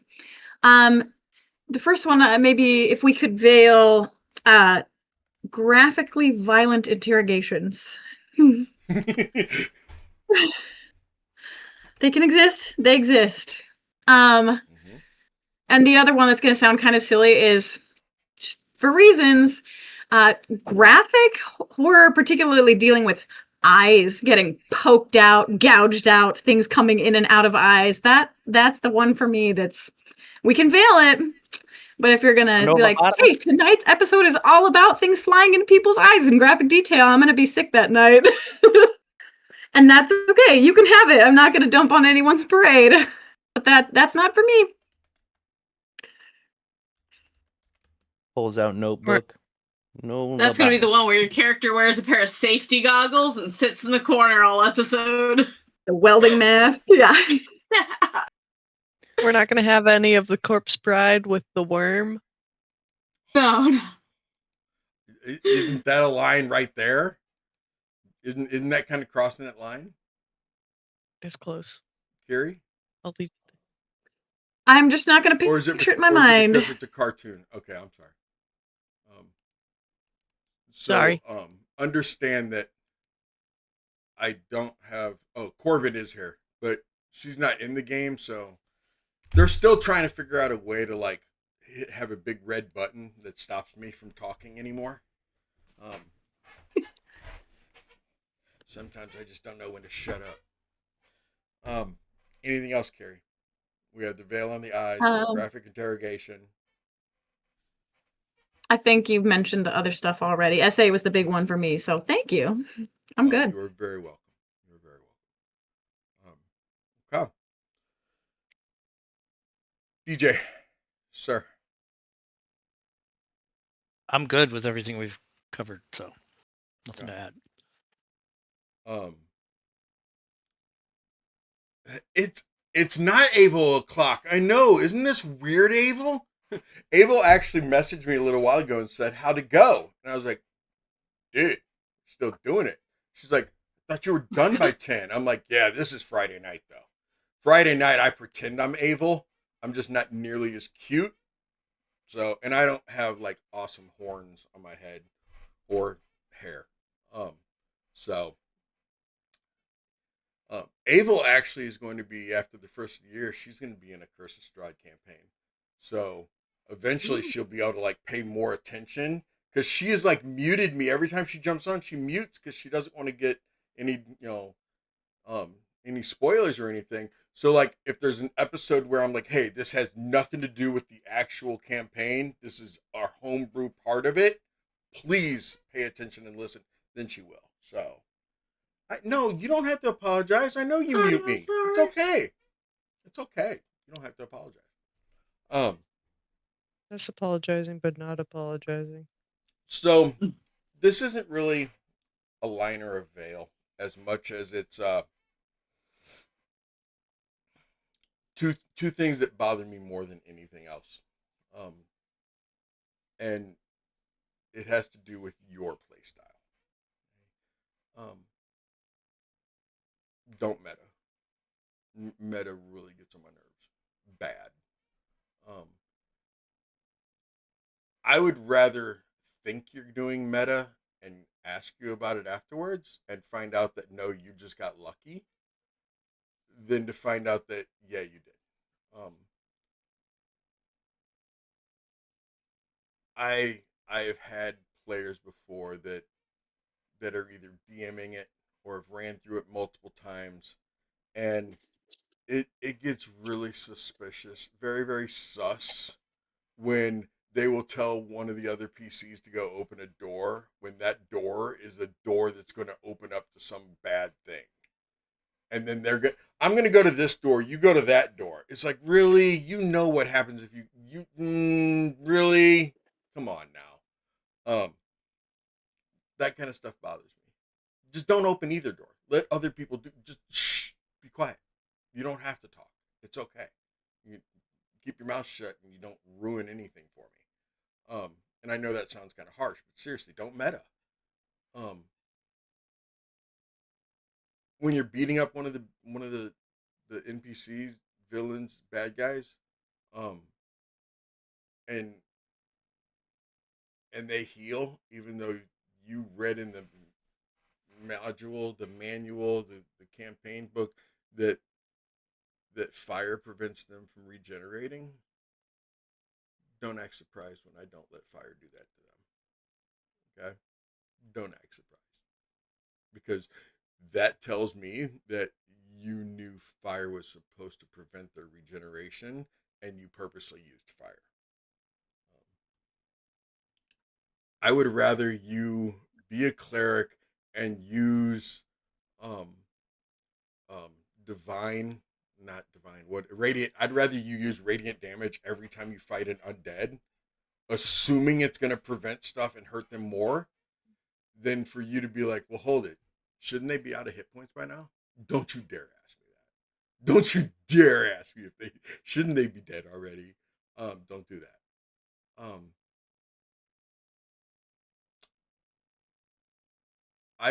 The first time, how do I tell this story without giving it away? There was a situation. God, that I'm gonna butcher the whole thing. But anyway, when I played Curse of Strahd, right, there was a situation where I knew that a certain type of damage, a certain energy type, was going to actually heal the bad guy. But that's the only kind of magic my sorcerer knew. And the rest of the party was like, you need to hit him harder, Seti. And I'm like, I don't have anything that'll hit him really hard. And they're like, no, what about that spell right there? And I'm like, I was saving it in case we have another fight. And they're like, we don't care. Do it anyway. We need you to step up and use the big guns. I knew that if I used the big gun, I was going to be healing the bad guy. But okay, let's do it. So I did it. And afterwards, everybody was like, why did you do that? I was like, because I didn't want to meta. But you knew it would heal him. But my character didn't. Do it. Do the thing that you know isn't going to help. Because I'm telling you right now, if you go to do something and I believe that your character would have known better, you know, if you go to cast a spell and I'm like, look, your character would have known, that wouldn't work. I will stop you and let you keep your spell. I won't do that. Now, granted, if there's no way your character would have known either, right on, use the space, or the slot rather. So yeah, meta bothers me a lot. The other I have a thing, question. yes, sir. So, sorry to interrupt. No, you're fine. So is it okay if we ask how, like, I'm not asking for hit points, but like, would you describe how someone looks? Like, if we've done like a bunch of damage and it's like, how is this individual looking? Like, are they like super bloodied? Are they looking rough? Or are they looking like, like we've been throwing wet noodles at them? Yes, Like, is that okay? Bloodied is over half damage. If you've Yeah. done over half their damage, they're bloodied. I actually found a token in a condition modifier token that is just a bloodied token. That I try to remember to put it on the bad guys when they become bloodied. Okay. So you will know that, wow, they're really messed up. Yeah, now, like, is there a chance I'll forget? Ask anyway. You can ask, do they look, how bad do they look?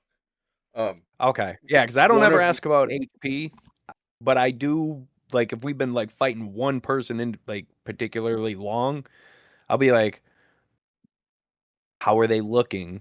Or like I will burn an action to like do like an I don't necessarily want to call it like an investigation check, but like do a perception check of like someone's done something, was something more beneficial than someone else doing something. That's what I like to hear. I will burn the other my thing I'll action do for you, doing Gavin, those things. one of the things that I love doing is telling a player, say for example, Pidge, I'm gonna use Shiva. You're a barbarian. Shiva goes and makes a massive attack on somebody, and afterwards I'm gonna be like, Shiva, you know that if you just hit them like that one more time, they're gonna drop. That tells you about how many hit points that person has. Mm-hmm. I mean, if you just hit them, if you hit them that hard one more time, or you think you only have to hit them that hard 2 more times, I'll do something like that to kind of give you an idea. Okay. One of my tells, one of my poker tells is if I tell you that they're a dead man standing, okay? Mm-hmm. Or if I tell you that they're barely alive, they're single digit. Okay. In fact, they're probably only a couple hit points. If I ask you if you want to use, if I say, do you want to use an inspiration to finish them off? They don't even have Yes. more than 2 hit points, okay? I mean, Like that's, that. I mean, I hate to make you waste that inspiration, but do you want to finish them right here and right now, or do you want the next person to go? I mean, Right. it's up Okay. to you. So yeah, that's meta stuff for me. The other thing that bothers me is, right along those same lines as meta, but that's rules lowering me. I will tell you all 6 right now. I have forgotten more rules about D&D than they changed from 2014 to 2024. I've forgotten more rules than they changed. I've played every edition except for the one that I will not name. It is the one that we do not speak of. Voldemort? Now, there are, yes, Voldemort. There are people. There was a situation not too long ago where somebody got a little aggravated because we wouldn't tell them what we were talking about. All we kept saying is the edition that we will not name. I even went as far as to say it was after 3.5 before 5, but I'm not telling you which edition it was. I won't say that number with D&D, with the additions, because it was horrible. I got to play test it, and I thought it was horrible then. But because of that, I've forgotten so many rules. I'm not going to sit here and tell you I know the rules. I don't. Okay? I will joke with you and tell you not to read your character sheet because there's things on there you don't need to know. I don't read your character sheet. Okay, don't worry about it. You need to know your character, not me. You need to know what your spells do, not me. Because I'll just ask you, what's that do? Because there will be times when I'll ask you to do. I will. That was almost a face palm. I will ask you to do a check, and any of you who have never played anything before 5e will go, what is that? What? I remember when I first started playing 5e, I didn't. How do I make somebody do a rope check? Everyone's like, "What the hell's a rope check?"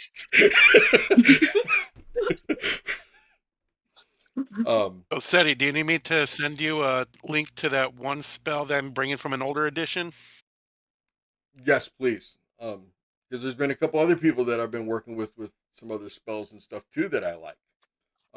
But hey, guess what, guys? It's 11:02, so let's go ahead and do that. Heaven at 11. That sounds weird. We're gonna workshop that. I'll have my people work on that. But let's go That's ahead. what I'm and gonna take do during the break. I'm gonna workshop. Let's go ahead and take a quick break. I won't be gone that long, but you guys go ahead, take 10, 15, do whatever you got to do. I really hope, Kiri, that your little one's already in bed, so we don't have to worry about you checking on him. Yep. But, do what you got to do. Take a dog outside, feed the cat, go to the bathroom, get some water, do whatever we do this late at night on a Friday night before we come back from break, okay? If Gotta that feed the dog involves and me. Power nap. do whatever you got to do. We'll be back in just a few minutes, everybody. Sweet. Sweet. Sweet. I'll turn my camera on once I'm back. Okay, cool. There we go.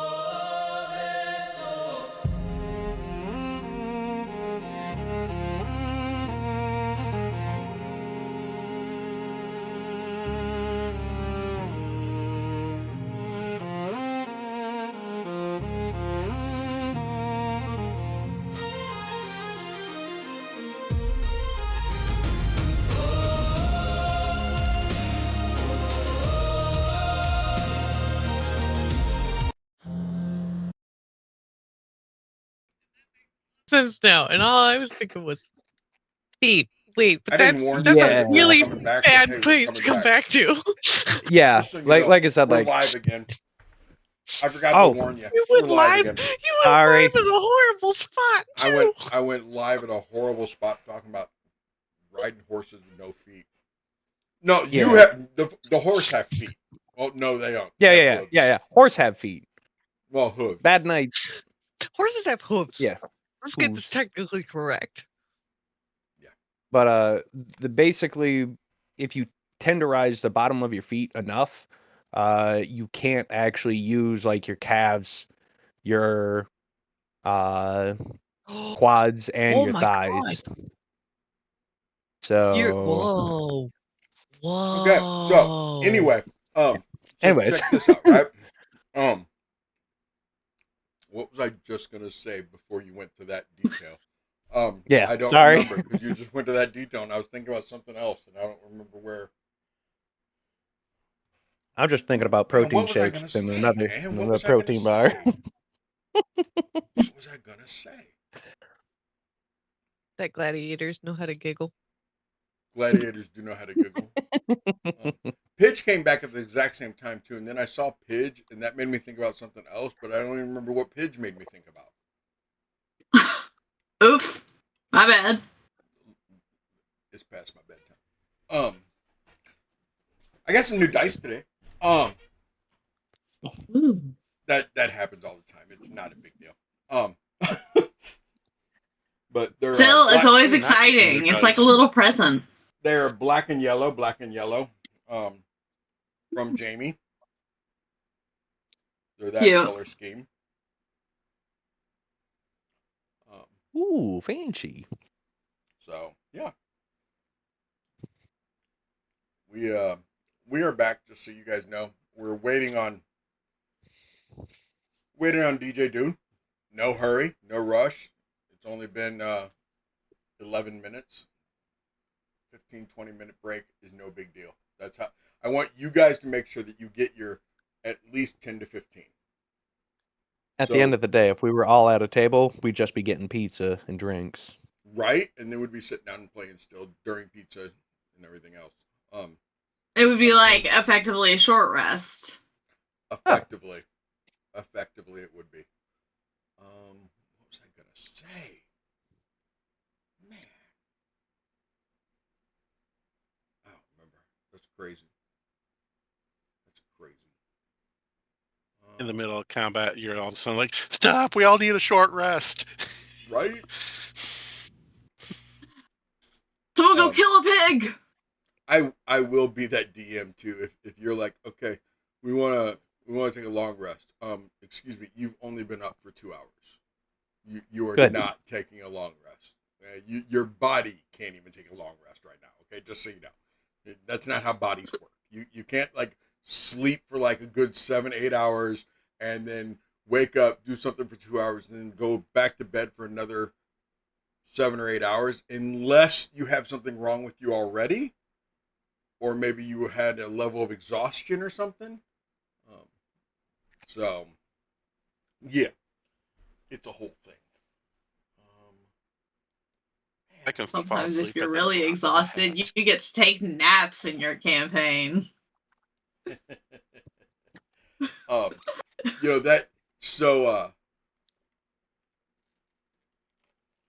I did that to man, I can't tell you guys stuff because you haven't gotten to it yet. Yeah.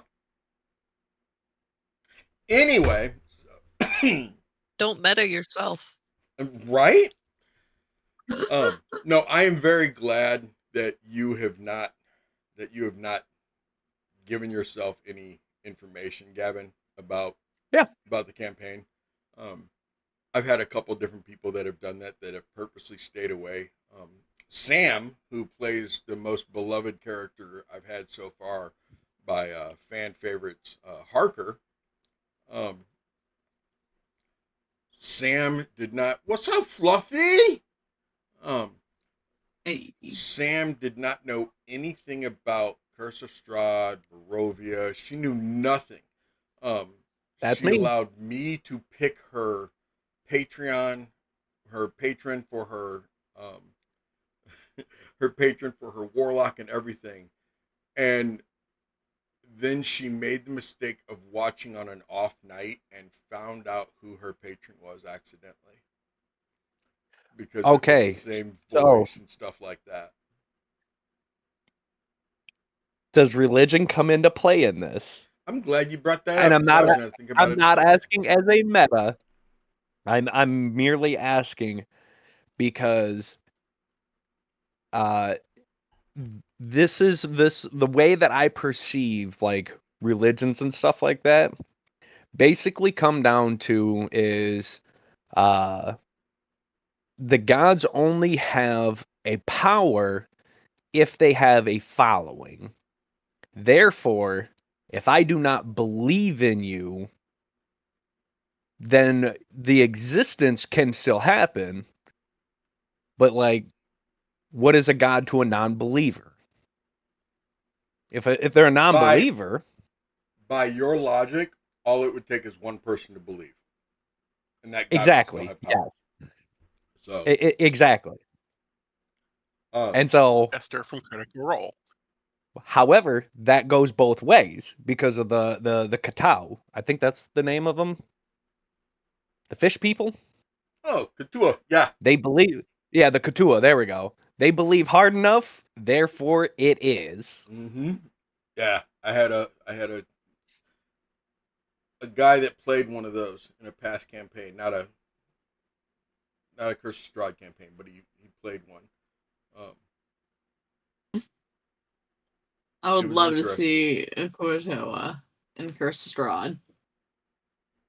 There's certain races that, you know, when people ask me, is this allowed, I'm like, look, classes I don't care about.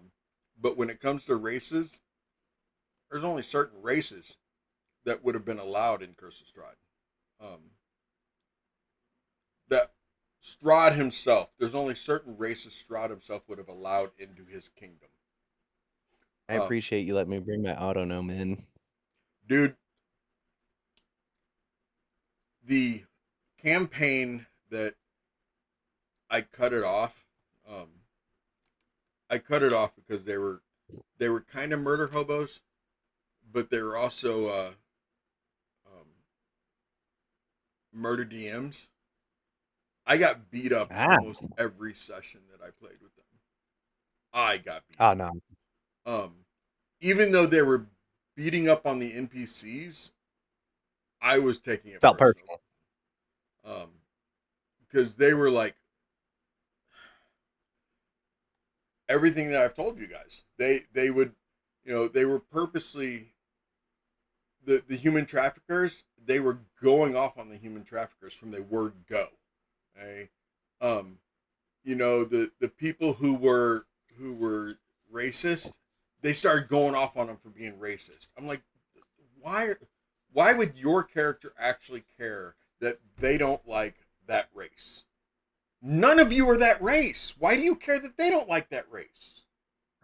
Okay, so with that being said, I have always played by like the personality traits, ideals, bonds, and flaws. Mm-hmm. And one of those, so how we're talking specifically about other races or cultures and things like that, that is actually like so is it okay if I talk a little bit about my character while we're waiting? I don't mind now. Yeah, go ahead while we're waiting. Go ahead. Okay. So as far as those go, so the ideals. For me, I chose knowledge, and it's by understanding of other races, cultures, we can learn to understand ourselves. And that's I know it's a very generalized one, but it sets the precedence for as why my character will do certain things. Mm-hmm. And I don't want to see why your character would be anti-racism. I can see why he would be. Right. And so but it's finding these. But you also need to understand that it might not be that he's against racism as much as he would question Well, It's why don't you like that race? understanding What's it. wrong? Yeah, why is that race not acceptable? Why is that race? Why? Exactly. So it's searching out to find the understanding of it Mhm. before passing a judgment. And then like the other thing is, I would risk life and limb to discover a new culture or unravel the secrets of a dead one. And I also prefer the company of those who aren't like me, including people of other races. And I know we haven't fully introduced each other yet as far as like the player wise goes, but I'm pretty sure I'm the only autonome inside the group. You're probably right. Like, I don't want to speak on behalf because, like, I hate assumptions because they're an ass out of you and me. But, Or out of Corbin and Fluffy. yeah, I do that all the time at work, and I can usually tell when one of my people is severely autistic because I'll be like, "Well, you know, did we just lose Johnny? we did. Yeah. He pushed the button again. He pushed the button. Johnny, stop pushing Okay. buttons."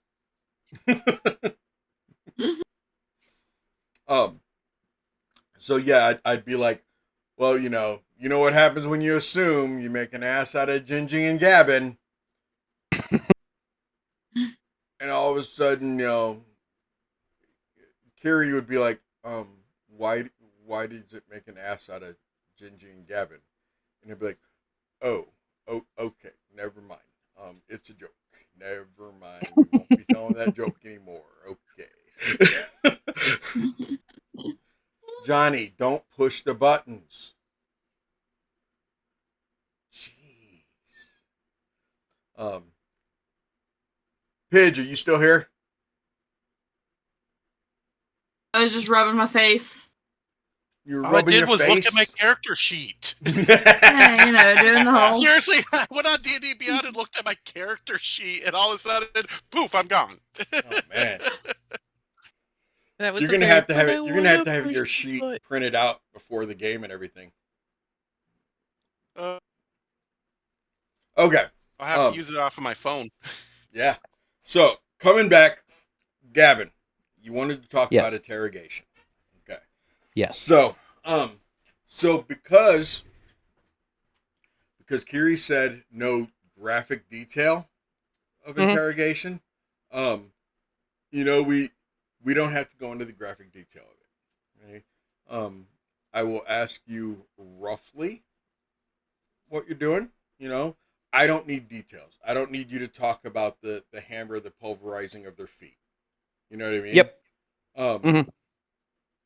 But there will be a couple NPCs that you guys will probably want to interrogate. Okay. And it doesn't always take that much. There's some of them that's going to take a little bit more harder leaning than others. Okay. One thing I want to bring up is that besides the fact that crying is always an option, so is retreating, okay? And not everything has to be solved with combat. Mhm. I'm 100% for that. I enjoy good dialogue. Yeah. I wish there's so many things I wish I could bring up with you, Six, that has happened over the course of the other games that are prime examples to show this, but I don't want to spoil anything for you guys. I appreciate that. I don't want to tune out. No, I agree. I don't want you to. I don't want you to tune out. I don't want you to to find something out that you wish you wouldn't have found out. I was talking about that one group that they weren't just murder hobos. They were murder DMs, and there's a couple NPCs that are pretty iconic, and to the point where not just players from other nights that watch, not just some of the fans that watch, but even my wife and daughter, and some of my other daughters that don't live with us, when they come to the house and they hear me in one NPC voice, they can name that NPC just by the voice they hear. That's amazing. There are a couple people, NPCs, that my wife despises. She hates that. One of them is this one NPC that cries a lot, and she hates that NPC. She hates the whine. I mean, I'm a girl dad. We had 4 daughters, 2 granddaughters, a third granddaughter on the way, and my wife hates whininess. She hates hearing the whiny voice. And there's an NPC that she's like, "What? Can't you change that NPC? Why do you have to sound like that?" I was like, "Because they're upset. They're crying." Okay, but that's fake crying. I was like, "It's exaggerated crying is what it is." She goes, "Okay, it's fake. I hate that sound." I was like, "Well, something bad happened to him." She's like, "Okay, well, then cry for real." Which you will see. There are times, Pidge, have you gotten to see any of them yet, where I actually cry? Yes, I believe so. There are some NPCs that if I get into that character enough, you will see me crying. I was a theater geek. I loved being on stage. I don't know if any of you could tell that. But I will get into character and I will be crying. There's another character that as soon as I start talking like that, my wife will call out the NPC's name, and start laughing hysterically. So that NPC, that other group that I canceled the game, they started threatening them just because he was flirting with everyone, male, female. If he didn't flirt, they had a Warforged with them, who basically is an auto gnome, only not a gnome. He didn't flirt with him, but even the Autobot threatened this NPC's life. They started talking about how, do you not understand that you need consent? And I'm like, in the character's voice, and I'm not going to do it now. But he was like, I need consent to, like, put my hand on your shoulder? I need consent for that? I mean, like, I just walked by you. First of all, this is Curse of Strahd in a D&D universe. What the fuck is consent? Okay, honestly. I mean, and I'm not talking about, like, I know what consent is. We all are adults here. We know what consent is. But in that realm, really? I need consent to put my hand on your come on now. They were coming at me hard every single freaking session, to where I hated running that night. I hated it. I continually kept trying to find reasons to cancel. And I would be relieved when just 2 of the 6 players couldn't make it, because I'd be like, okay, we're canceling. And that was when I realized I have to end this group. I can't continue, because I'm supposed to be having at least a little bit of fun also. At least a little. Oh, absolutely. And it was no fun at all. They were sucking the fun out of it. There's a situation where there are adolescents who did adolescent things. I know that's very vague, but again, I don't want to spoil anything. Adolescents did some adolescent things. They literally threatened the life of these adolescents for doing adolescent things. It was breaking my heart, because I really, it was breaking my heart. Yeah. Let's see. We went over Veils. We went over the lines. Where am I? I need to be that. I'll go back to house rules here in a second. Let's do playstyle disclaimer. There are a multitude of different playstyles in D&D. My goal as a DM is to make the experience fun for all kinds of players. If there's an issue that is getting in the way of any player having fun at the table, please bring it to me first to discuss it. I'd rather handle issues while they are still minor before they become big enough to explode.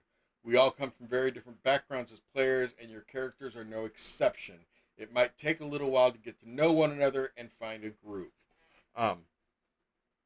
My session zeros have evolved in the past 2 years to where I like this stuff more now because I want us to get to really know each other.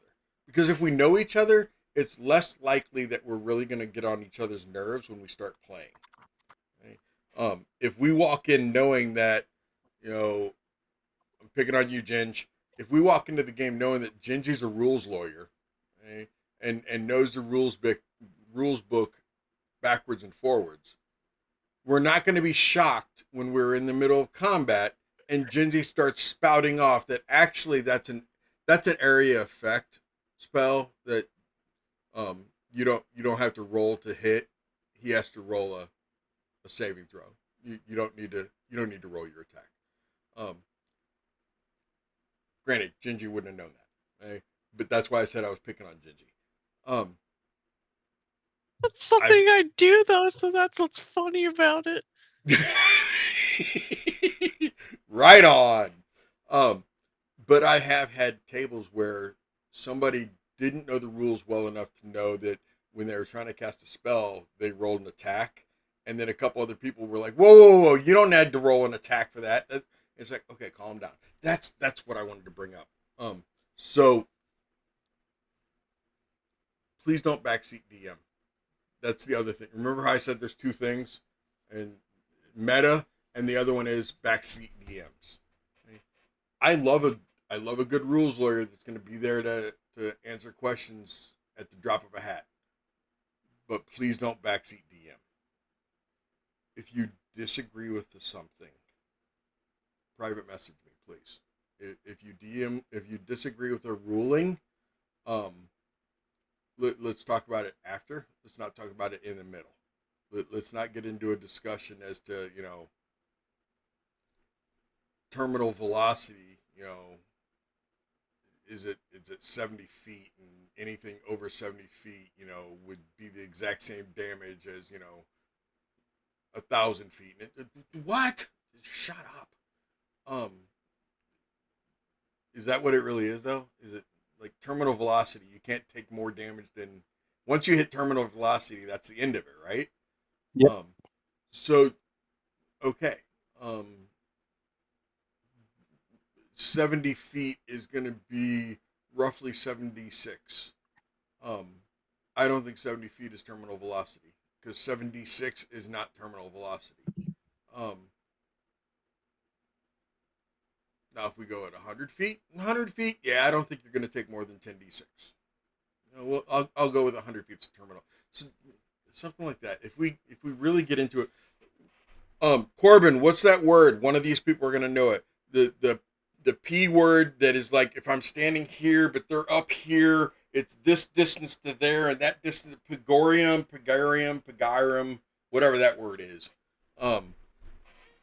Yeah, that word that they right like there. To throw out so much. There's a couple knights that have used that theorem a lot. Okay? That's cool. Okay, that's fine. If there's somebody here that really loves that theory that much, and it matters to you that we get that detailed when you were 30 feet away and they're 20 feet in the air, that you couldn't reach them because you only. Okay, cool. But you know what? If you do the math and they only miss by like 2 or 3 feet, that's egg on your face because I was gonna let them have it. So now I was at a table where they were trying to shoot. They cared more about the theorem of whether or not they could reach the window slit that was an archer's slit They cared more about whether or not if it was in range for them to be able to hit it than they did the fact that you're trying to put an arrow through a freaking 2-inch wide hole from that far away. I think that's a bigger detail than whether or not it's in range. But hey, That's a whole I'm lot of just math. I DMing. ain't doing all that. That's a whole lot of math. Again, it goes back to that whole just make it make sense. You know, make it make sense. I am very visual, and I would love to be able, if I can picture what you're doing, it's going to be a whole lot easier for you to do it. Once you draw me that picture. Prime example, there was a scene in early session with Sunday Night's group where Kurz, who is a Tabaxi monk, okay, and he's not a typical Tabaxi monk. He is a halfling Tabaxi monk because he's only like 3 foot tall. I love it. But there was a scene where he said, "Hey, can I go ahead and jump up on that fence? Is that a wooden fence or is that a stone fence?" I was like, "That's a stone fence." He's like, "Okay, can I run along that fence and then jump to this tombstone right here, hop to the next tombstone, to the next tombstone, and then do a flying back kick into that zombie's head?" And I was like, do you have the movement? He's like, "Yeah." I was like, "Give me an acrobatics and do it." I don't need an acrobatics for every jump, leap, and everything else. Dude, you just described it to me. Give me one acrobatics roll and parkour that ass. Hey, Love to hear that.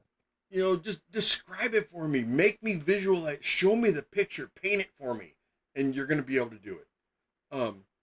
The DC is going to be lower if you paint that picture for me than if you just say you want to do something. Ask the questions. If you don't know if there's a chandelier and you want to hang, you want to swing from the chandelier, ask me if there's a chandelier. If I didn't describe it already. Okay? I will give you as much or as little description as you require. Okay? And I will be able to tell after 4 or 5 sessions playing with you guys who needs more descriptions and who doesn't. I know a couple of you. I know Gavin really likes description. I know Kiri really likes I do. play, so she's gonna. So yeah, I mean, I have a feeling that this group is gonna like more description. That's cool. Pidge, what are you doing, girl? It's only like 9:30 there. Why are you tired? Was it It's a long all the day? stuff that's what's happening. No, it's just recovering from everything. When did you get back when did you get back home? Wednesday. Okay. A lot of family And stuff. then No, Just not tired. even. Just stressful. It snowed, so I was driving in the snow, and I hate driving in the snow. So I was at a high level of anxiety operating like that for like 12 Adrenaline hours dump. or so. Adrenaline dump. Okay. Just checking on you, kid. Pidge is one of my internet daughters, just so y'all know. One of the 3 million internet daughters that I have. See, what happened was The flock you gathered. So when I kid with people when they're like, "Oh, you have 4 daughters, and oh, you must live in hell." No. See, what happened was at 18 years old, I prayed to God for a harem of women to take care of me. This is not what I thought it was going to be. I'm just saying. This is not what I imagined when I was 18 and asked for a harem of women. Oh, so you wanted your 72 virgins there. Is that too much to ask? 72. Come on. No, my wife, my 4 daughters, my 2 granddaughters, they take care of me so well. I am a freaking king. The women in my life take really good care of me. They really do. It's so much better than what I imagined. Okay. That's play style. House rule. No, let's go through expectations. Then I'll come back to that. My expectations for you as players. Be respectful. communicate, and bring characters who want to participate in the adventure and work with the party. We don't need lone wolves, okay? This is not a single player game. Okay? It takes the whole group. Not to say you can't have individual moments. Not to say that your character can't start off as the whole lone wolf, and your goal is for them to grow and want to. Cool, okay? But I want them to be able to want to grow, or you to want them to grow. Because of how many people are in the campaign, people are going to get talked over at one point.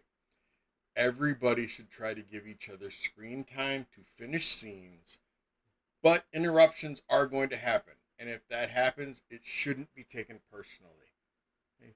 If I am working with Gavin and Gingy all of a sudden, I pick on Gingy a lot, don't I? Pidge all of a sudden jumps in and cuts off the scene by saying that, they want to run in with, with their rapier drawn and attack the person. It's like, okay, hold on, Gingy. Hey, Gavin's in the middle of talking. It's going to happen occasionally. You're going to get talked over. Okay? There's going to be a freaking Amazon driver who's going to pull up. We may not have it as much late at night. And Tank is going to go ballistic because he has to save me from Amazon. Okay? I've never been attacked by an Amazon driver thanks to Tank. It's going to happen. There's going to be distractions. I'm not going to wish illness or sickness or anything on anybody, but if something could happen, okay, let's just be respectful for each other. All actions have consequences, good or bad. Your choices matter. Okay? When I say your choices matter. Wednesday night. Not the current Wednesday night, because they're called the Doovers or the Do-Overs. The previous Wednesday night group. Because it was a TPK, close to a TPK, so they just started over. Situations occurred where over 256 people in one village were killed in one night. Because of their actions resulting in consequences. You can't just release some vampire spawn and not think it's going to go bad.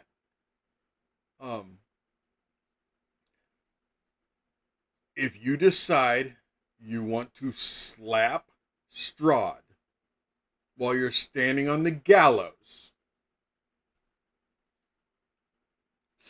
don't be shocked when the purple D20 nats your ass. What was I that? have no idea who this Strahd is, but I can't wait to meet them. Pidge, was that 2 Sundays ago that happened? Oh god, yeah. Not last, but the one before that. It was the one That before that. certainly happened. Yeah, it wasn't Pidge's character, but there was another one that decided they wanted to slap Strahd in the face, try to get his attention. They got his attention. Okay? Mm-hmm. Instantly. Yeah. I need to bring this up because this has happened a couple times too. So there's this thing. Oh, Fluffy said hydrate. Drink. I got my hydrate in. Gingy, I'm gonna assume you can hear me still.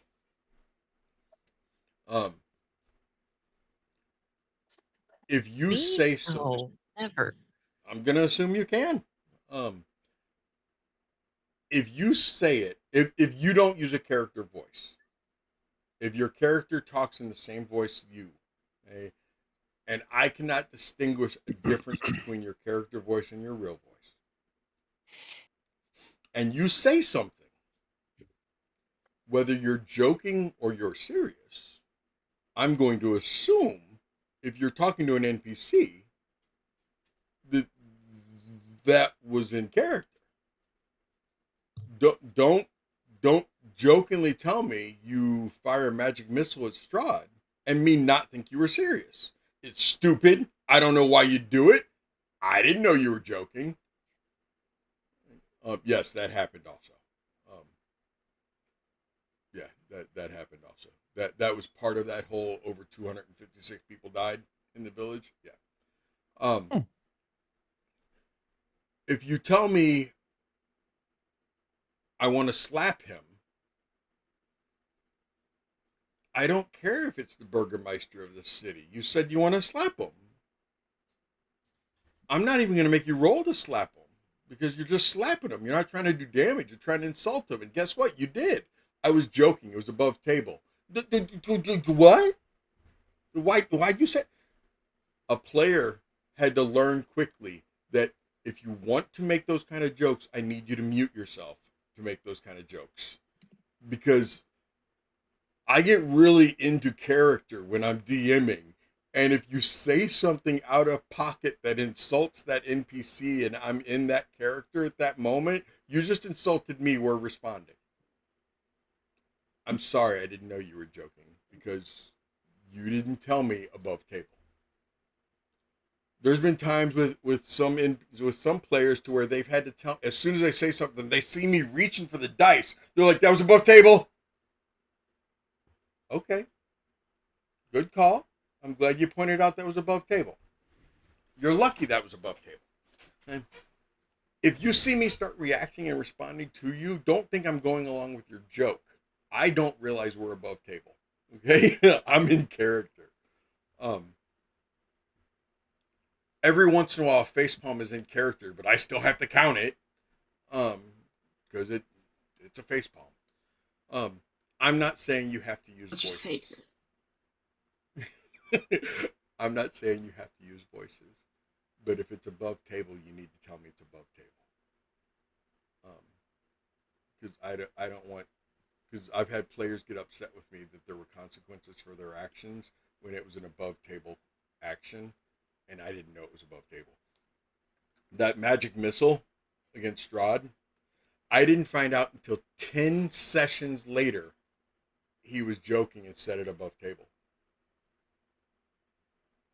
I was like, dude, why didn't you tell me then? He goes, because I said it and I need to own it. And I was joking, but I need to own it. You went with it. We're not going to backtrack. I'm not going to backseat DM you. Let's go with the story. This is what's happening. I was like, okay. He goes, by the way, I was also joking and above table when I said I was going to smack the Burgermeister. But again, that taught me another valuable lesson, and that's when I stopped saying things above table and muted myself a lot. It happens. It happens. I just need to know if you're joking above table or not, or if you're seriously saying that. Because I've seen some people who do some really crazy things, and it's like, okay, that's a choice. That's definitely a choice. Like a couple Sundays ago, smacking Strahd to get a point across. That was a choice.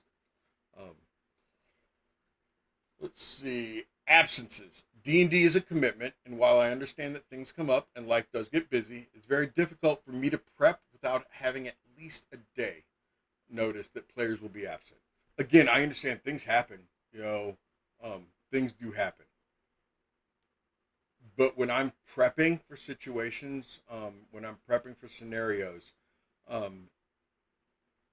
like, oh my gosh, Pidge, Mirror may not be able to be there Sunday.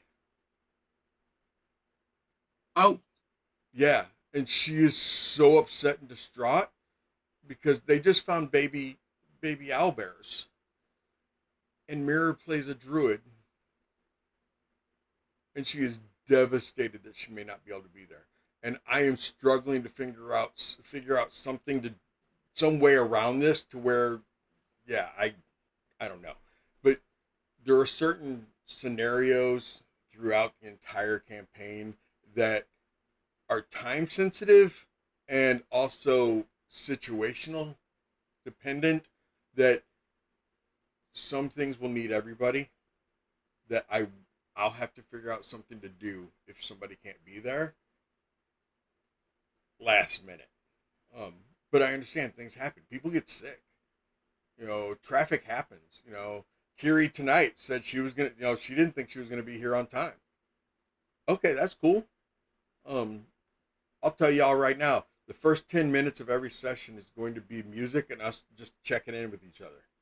Okay? Please don't mean that. Don't take that to mean that you don't have to log in until the game starts.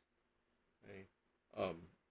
Don't treat it like the freaking previews at the movie theater. I don't mean show up when the movie starts, then get your popcorn and soda and walk in as the previews are ending. Okay? Please don't do that to me. Don't do that to each other, because it starts stressing me and I start trying to figure out what I'm going to do if you don't show up. Or I start worrying about you because, God forbid, I actually care about you people. And you didn't tell me you were going to be late, and now you're late, and oh my gosh, what's going on? If there is any repeated behavior that negatively affects the game or other players, I try to talk to the player one-on-one to find a solution. All I ask is that if it gets to that point, that you as players are open to talking about the feedback with me. There was a player who continually kept trying to romance other players. And the other players didn't want to romance them. And this was last year. And they also kept trying to lone wolf everything. When they weren't trying to romance other players, they were trying to lone wolf everything. At one point in time, the party had to talk this player out of marching up to Strahd's castle to confront him when they were 3rd level. That's definitely something you should do, Gavin.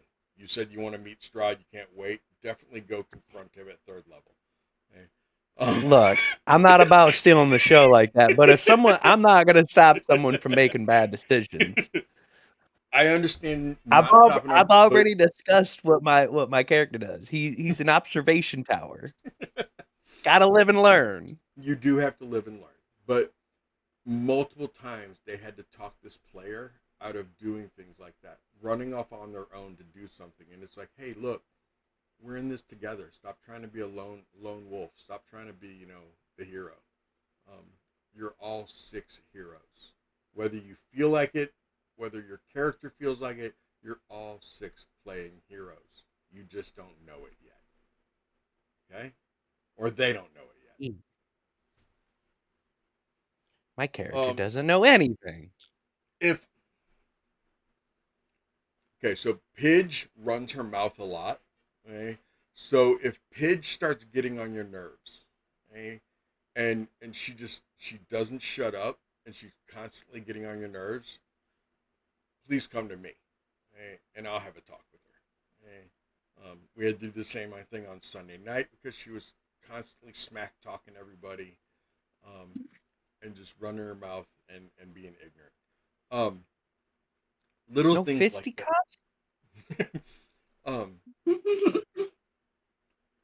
Let's just be adults. If there's something that really bothers you, if somebody has a horribly, horribly foul mouth, one of former player who was on Wednesday night who needed to take a break because she said Curse of Strahd was just taxing her too much emotionally and mentally, and she couldn't take it anymore. She's part of the reason why I had to make sure that I had the vulgar thing on Twitch, because she was raised by sailors, and she picked that trait up. If that's something that bothers you, let's talk about it. Let's see if we can kind of curb some. Let's just talk. Let's communicate with each other and figure out, how can we get around this? Really bothers me. Can we work through this, please? It's a weird one, but let's talk about dress code for a second, okay? So we're streaming, right? Use me as that example. Okay, thank you.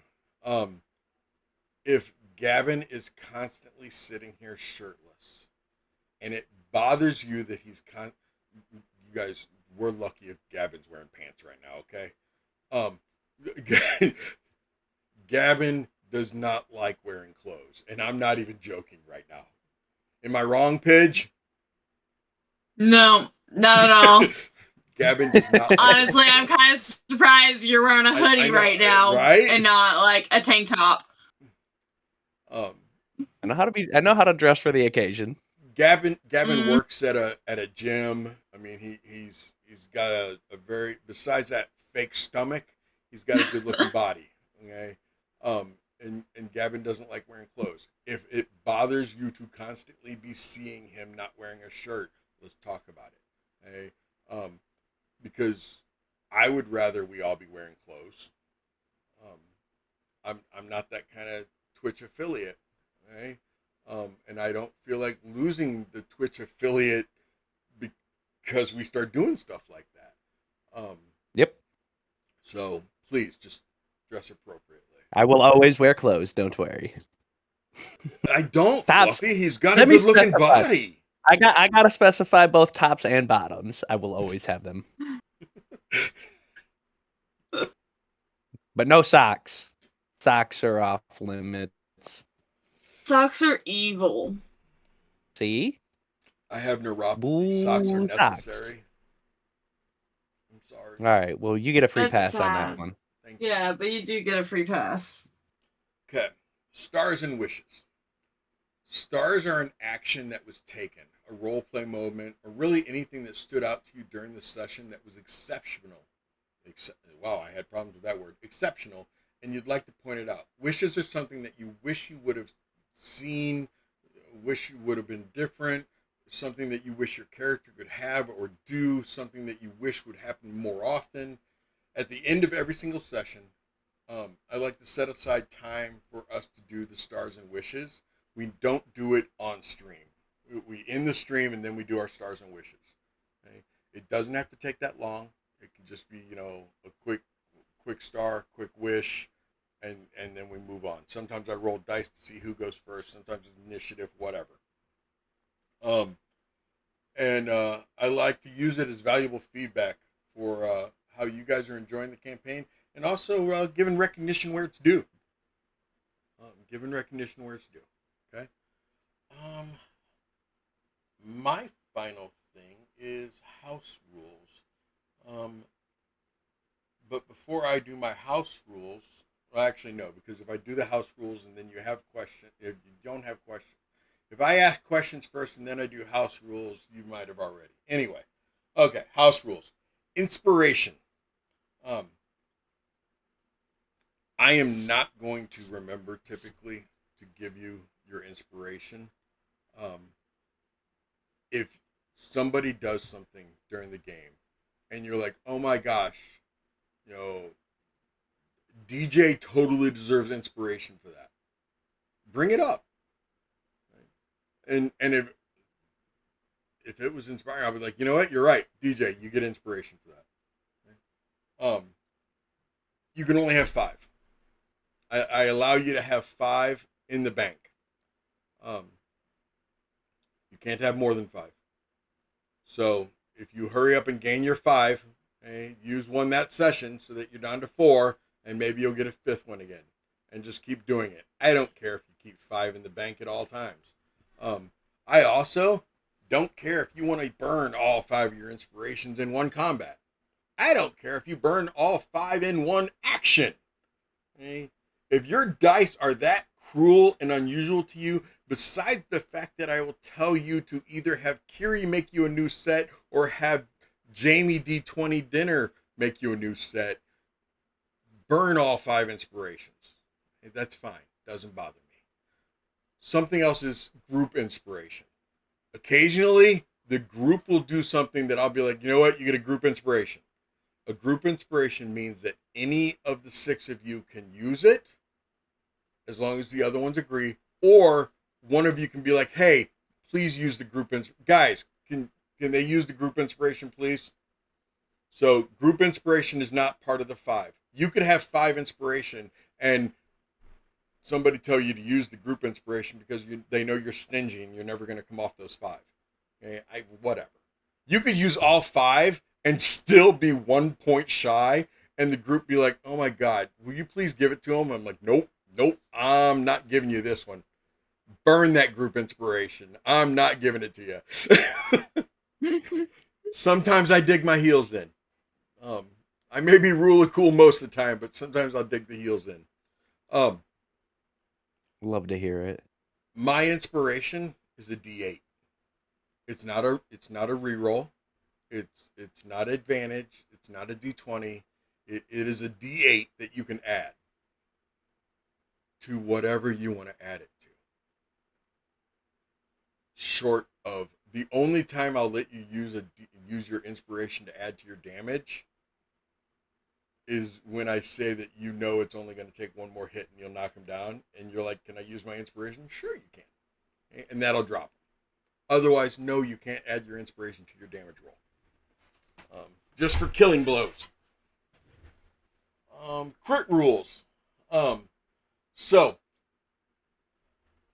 if you crit on whoever you crit, it is max damage of everything you do, and then you roll the weapon. So if you're a Gloomstalker, Rogue, Assassin, Piercer, Poisoner, because you're a min-maxing fool, and you get like 20d6 of damage when you add everything up, congratulations, you just did 120 damage with that crit. Now roll the weapon. And if the weapon was a 1d6 plus 3, you'd get the 1d6 plus 3. So it's max of everything, and then the weapon. Oh, okay. I got you. Say you are a rogue, you get your backstab modifier, right? So say your backstab is not backstab, it's called sneak attack. Sneak attack, backstab is what it used to be called. Your sneak attack modifier bonus is 3d6, and you hit with a dagger, okay, which is 1d6 or 1d4, whatever, I don't care. Okay? You would do max damage, 3d6 is 18, plus the dagger, which was 1d4 plus 3. Okay, we're now at 22. 24.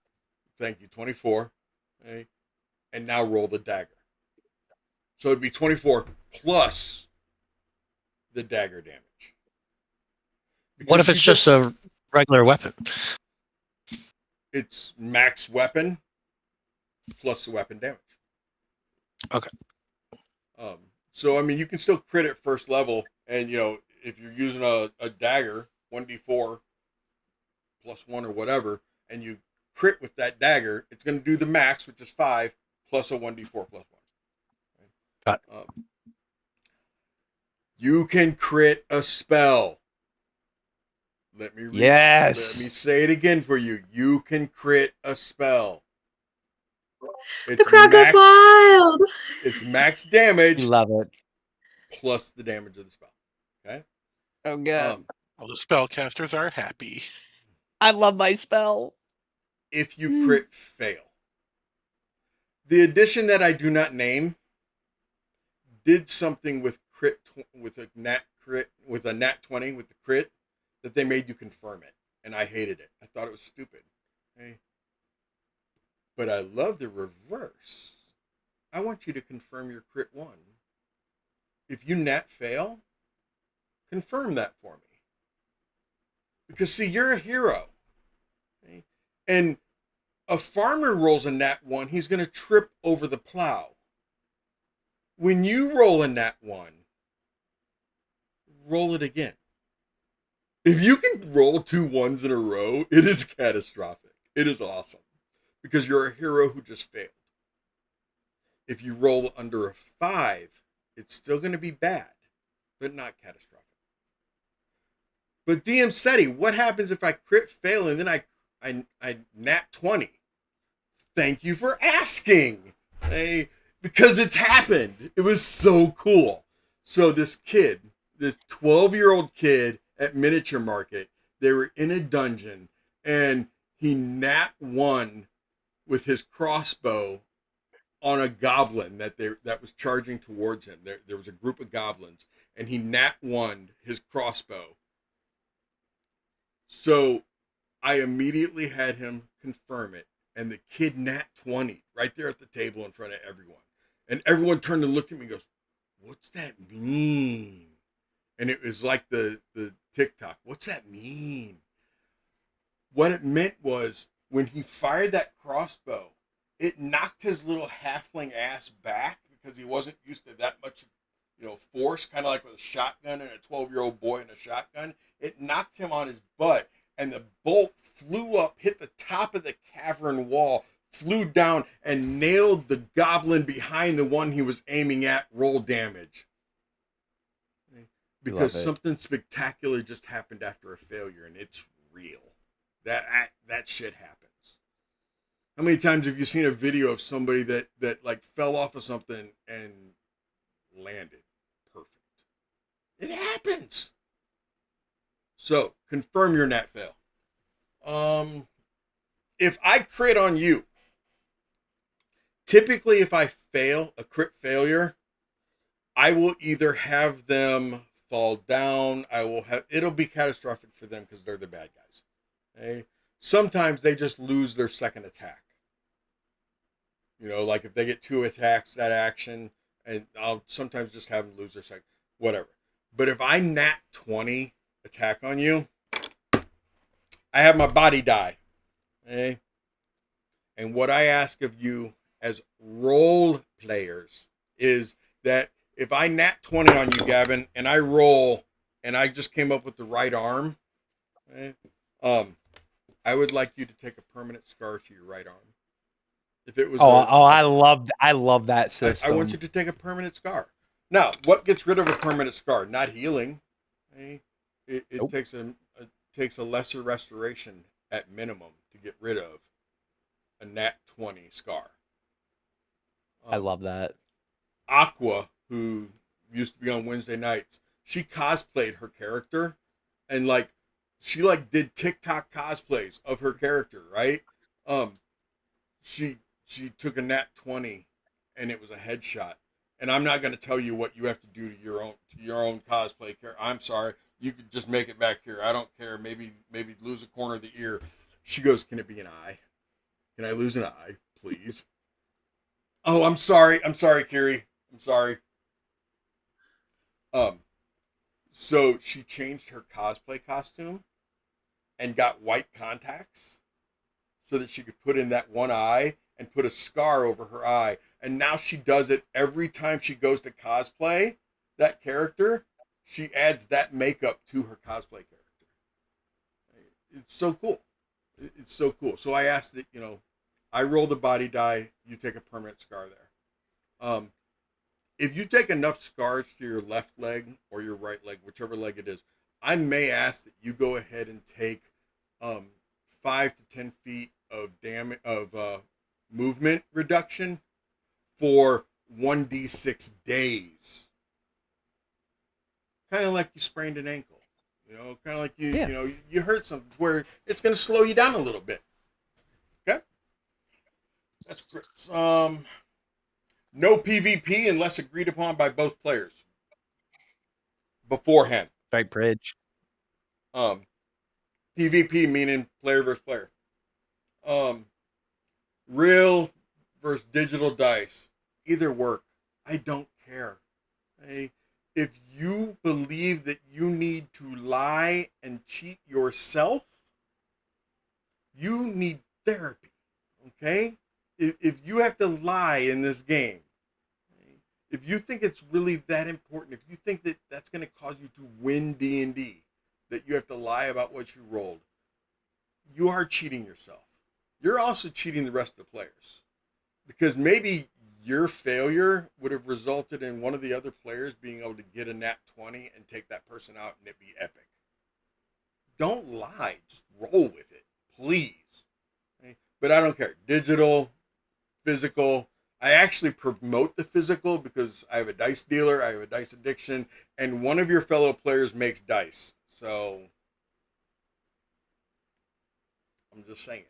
Now, along those lines though, if you struggle with math, if the math does not math for you, okay, use digital, please. I would rather you use digital and you know, especially if you're like doing mass amounts of damage and you have to roll like 66 or something like that, please use digital. I'm not gonna sit here and make fun of you. Okay, that's not true. Thursday night, one of our players added her dice, and her and her sister both play, and they were sharing a screen because one of their computers were broken. And after the one sister said the total, the sister looked down at it and said, "That's not the total."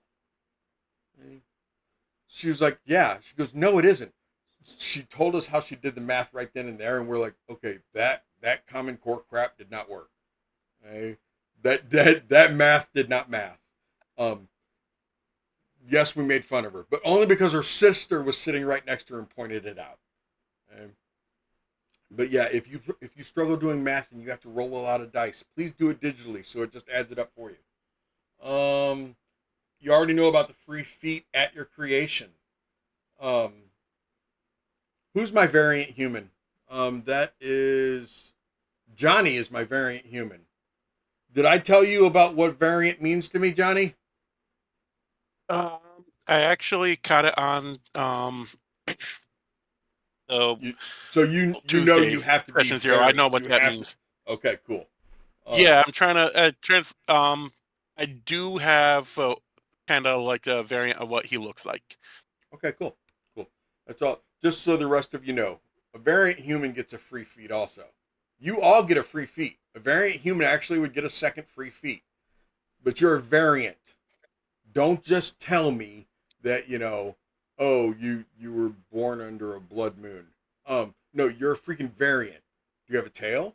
Are your ears pointed? Do you like, are your nostrils slitted? Do you have cat eyes? Or do you have spots? Do you have scales? You're a freaking variant. What is the mitochondria that affected you? You're a variant. Max hit point for the first 3 levels. After that, you will roll, but you cannot have less than average. You're heroes. You do not get 1 hit point when you level up. You get at least the average. Potion rules. If you use a bonus action, then you have to roll how much that potion does. If you use a full action to take that potion, take that max. Make sense? Makes sense. Rule of cool. And no kinders allowed. You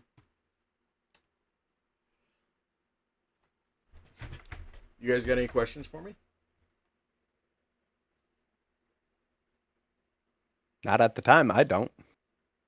How about this? So no to my How about backup. I Kendra. grab that bladder Gotcha. of the pregnant woman, okay, and you guys think about questions for me? You can ask them. I'll hear you. I'll be right back.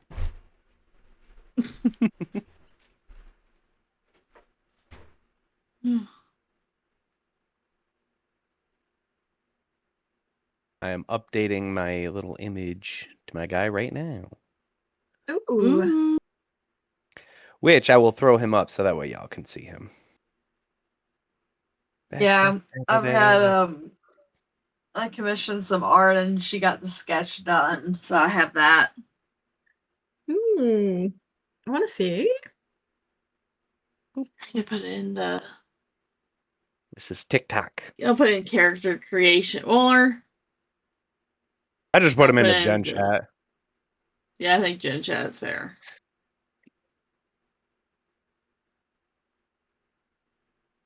Oh, that's fun. I love him, Gavin.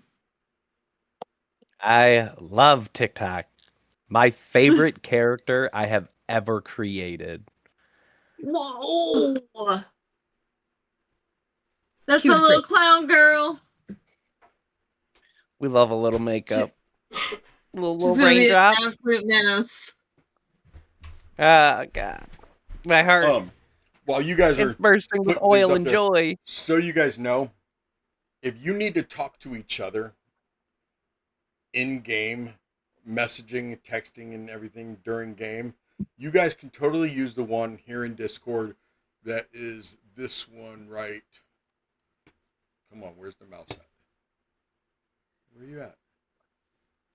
is wrong with you? It's that one right there. Where Well, there's a lot of Outlet things message wrong with you. Yes, there are. So that was weird. I don't look at that until break and after the game. I don't look at it. Okay, because I if did not get a do, ping. it will show up on Twitch if I look at it. So I don't look at it. Oh, gotcha. If you desperately need me to look at it, I'll log in as Strahd. Yes, I have another Discord account, which is Strahd. I will log in with Strahd and pull it up as Strahd. I would rather you just private message me. Now, it might require you telling me every once in a while, hey, I messaged you. If you have my phone number, which I'll give it to you, I don't care. Dox me, please. I will give you my phone number and you can text me. You can, if you live close enough, drive over. I don't care. Whatever the case may be. Let me know that you're trying to get in touch with me. Okay? Talk about the PCs before you need sleep. Oh, okay, Bolson. So move to a different time zone. Anyway, let's go in initiative order again. Now, you did, yes, sir? Sorry? Well, I miss where we should chat to each other that you won't see. Oh, right here in this Discord in the voice chats text. Oh, okay. gotcha. Yeah. Where I won't see it till break Pythagoras or after the theorem game. is posted. Yes, that. Yes.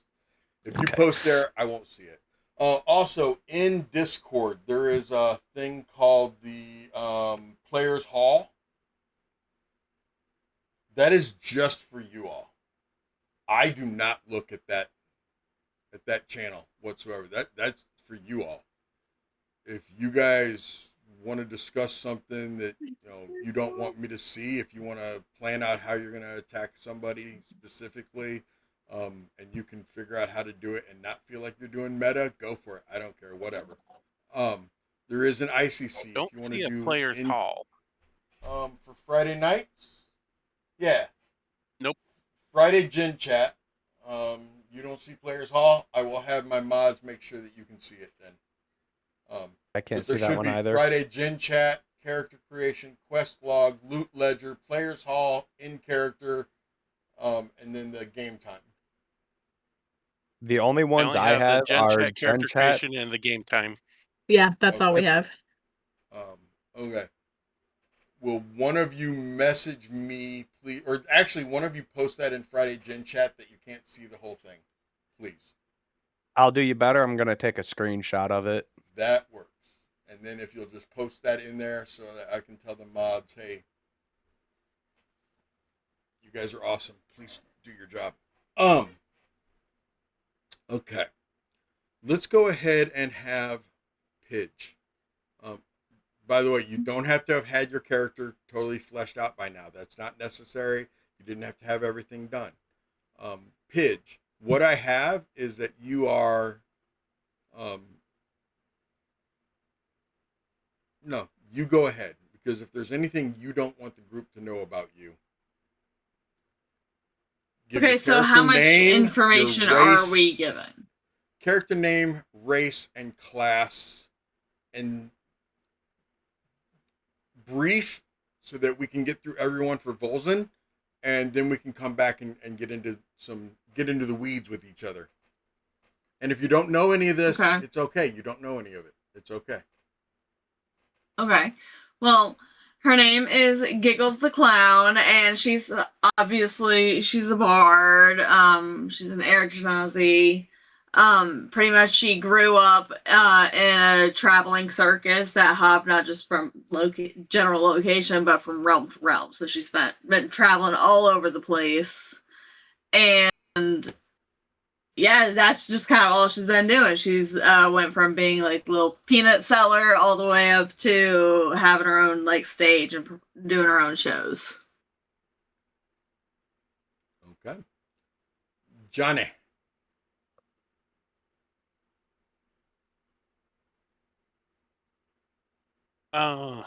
let's see here. I am Alabaster Dark Sage, and I am a wizard. I was apprenticed to a very powerful, evil wizard who ended up getting slain by an adventuring troop, and I pretty much am an orphaned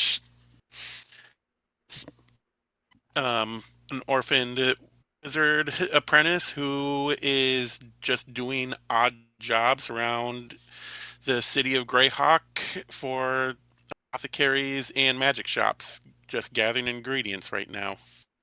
What is your variance? My variant is I actually look like an elf, but I have the rounded ears to identify myself as human. Okay. Right on. Gavin, what is that character name? So- I don't have that. My name? Your character's name. Oh, so my character's name is TikTok, but you can call me Tick for short. Okay. I Continue. am a artificer, and I'm also an autognome. As far as things about my character, my character doesn't remember much of their past because they were in an explosion and they don't know how they got where they are. They have like really bad amnesia. And as things go along, they will understand more, or they'll get more of their memories back of how they became who they are. And the only thing that they have that they know is dear to them is a pennant with a gnome family in the inside. And on the back of the locket, it has the name TikTok etched into it in very, very terrible handwriting, almost as if it was done by a child. I have a question. Yes. I really hope I know what the answer is. Do you watch Critical Role? No. Thank God. I was really afraid that you were talking about Fresh Cut Grass. I have no idea who Fresh Cut Grass is. I love you, Gavin. I love you. Thank you.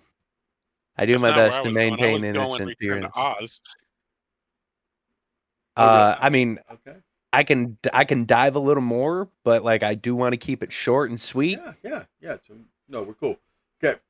Gingy. I know you were leaning towards Ranger. Are you still going to go Ranger? Okay. Do you have a race yet? Do you have a name yet? Here.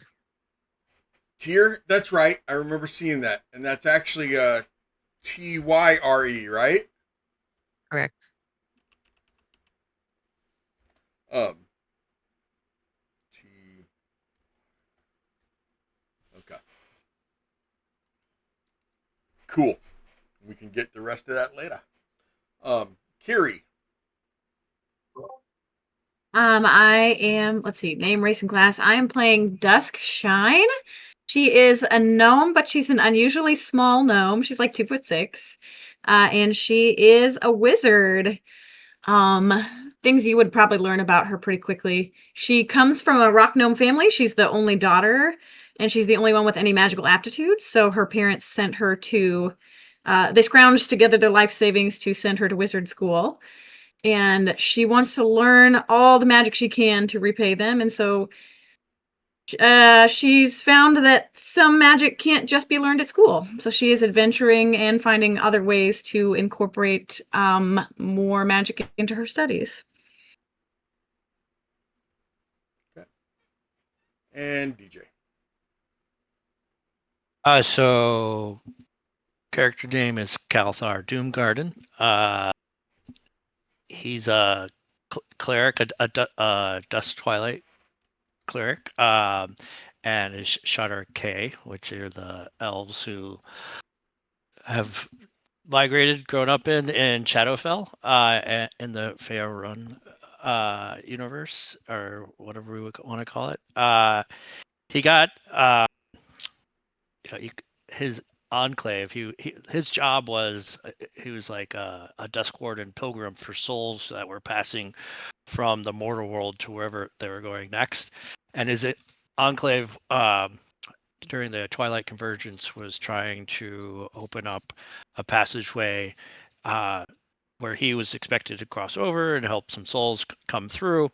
And usually when that happened, he would arrive at a solemn kind of visual, perhaps a funeral type event. But instead, this time he crossed over and he appeared in a hamlet that had just, from his vantage point, been destroyed.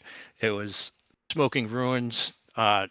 He looked for survivors. He couldn't find any, and had almost given up before he noticed movement, and it was a small human girl trapped underneath a beam. He freed her and was carrying her out. She was carrying her last toy, which was a kind of like a third world teddy bear, and had been badly burnt. And as he was walking away with her, she said, "It's still behind you." And he turned and looked, and there was nothing there but the burning hamlet. And when he turned back to her, she had passed in his arms. He prayed to his deity at that point, not to save the child, but just to wish her well in her journey. And he didn't get an answer back, and that's dragged on his soul ever since. He still feels his twilight magic, but he feels like his connection to his deity has faded. But because of her last words, he's always concerned about something following him, and he feels like something might have followed him through the convergence. But he does kind of have a dark sense of humor, and often will make jokes about things behind him. But he has a feat alert that he actually is always looking behind him, and is terribly difficult to surprise. And beyond the burden of that event, he does carry a button from the stuffed animal that is slightly burnt. We're going to get along when so I read well. your background, I love the fact that Cricket jumped in not too long ago and got to hear your backstory, because of what you described. And the whole time I read your backstory, I was like, oh my gosh, Cricket, who's also Mirror, would love this character. So I love that she jumped in and got to hear it. By the way, Mirror, Friday Gen Chat, I knew you would. There's a message in there. There's some of them that can't see Players Hall and other stuff. Just so that you know, girl, when you get a chance, please. And how was your game tonight, by the way? So, the 6 of you, there you go.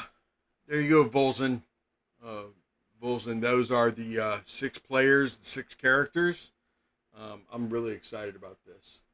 So, it's man, I'm excited for this, guys. I really am.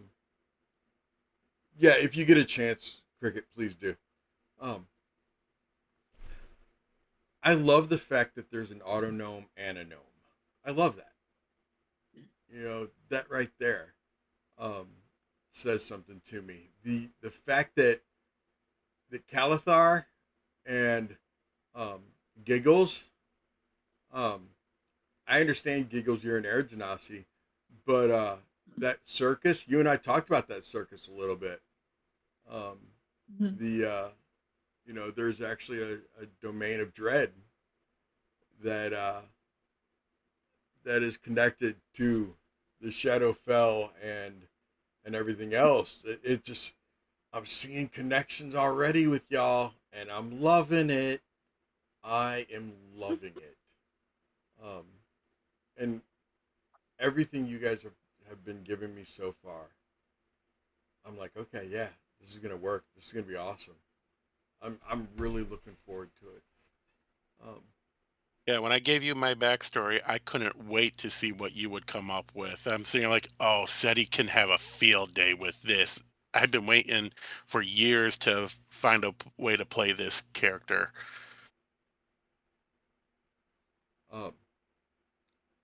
Tell me if you guys can see the hall now. I can see I have all of it now. See how good she is. She's good. I see it all. Preach. Awesome mod. That's Awesome cool. mod. You guys know what I gave? Did you guys see, by any chance, any of the threads that I listed what I gave all 3 of my mods for Christmas this year, or what I am giving them? So I asked the mods, would you rather I buy you a set of dice? You know, I was gonna have dice made for each of them, or let them pick whatever dice they wanted me to have. Or would you like a set of my dice that mean something to me that I will handpick for you from my collection? And they're like, if we have an option of getting one of Setti's dice, we can have one of your set. Yeah, we want one of your sets. So that's what I did this afternoon. I went through my dice, over 1,700 of them, and pulled out 3 different sets, one for each of them. That the set itself means it correlates to each one of them. And then I wrote a little note to go with it, describing what the set means to me, how the set relates to them, and everything else. So, no, you don't need to cover your ears. It's too late anyway. But and then I also put a little something special in each one of the packages along with the dice and the note. So, and the tissue paper that I used is actually like black tissue paper that has gold dice on it. It's really cool tissue paper. I got it. Somebody gave me a gift one time that had it, and I was like, I'm saving that tissue paper to reuse it. So, but yeah, I'm really excited about them being able to get that.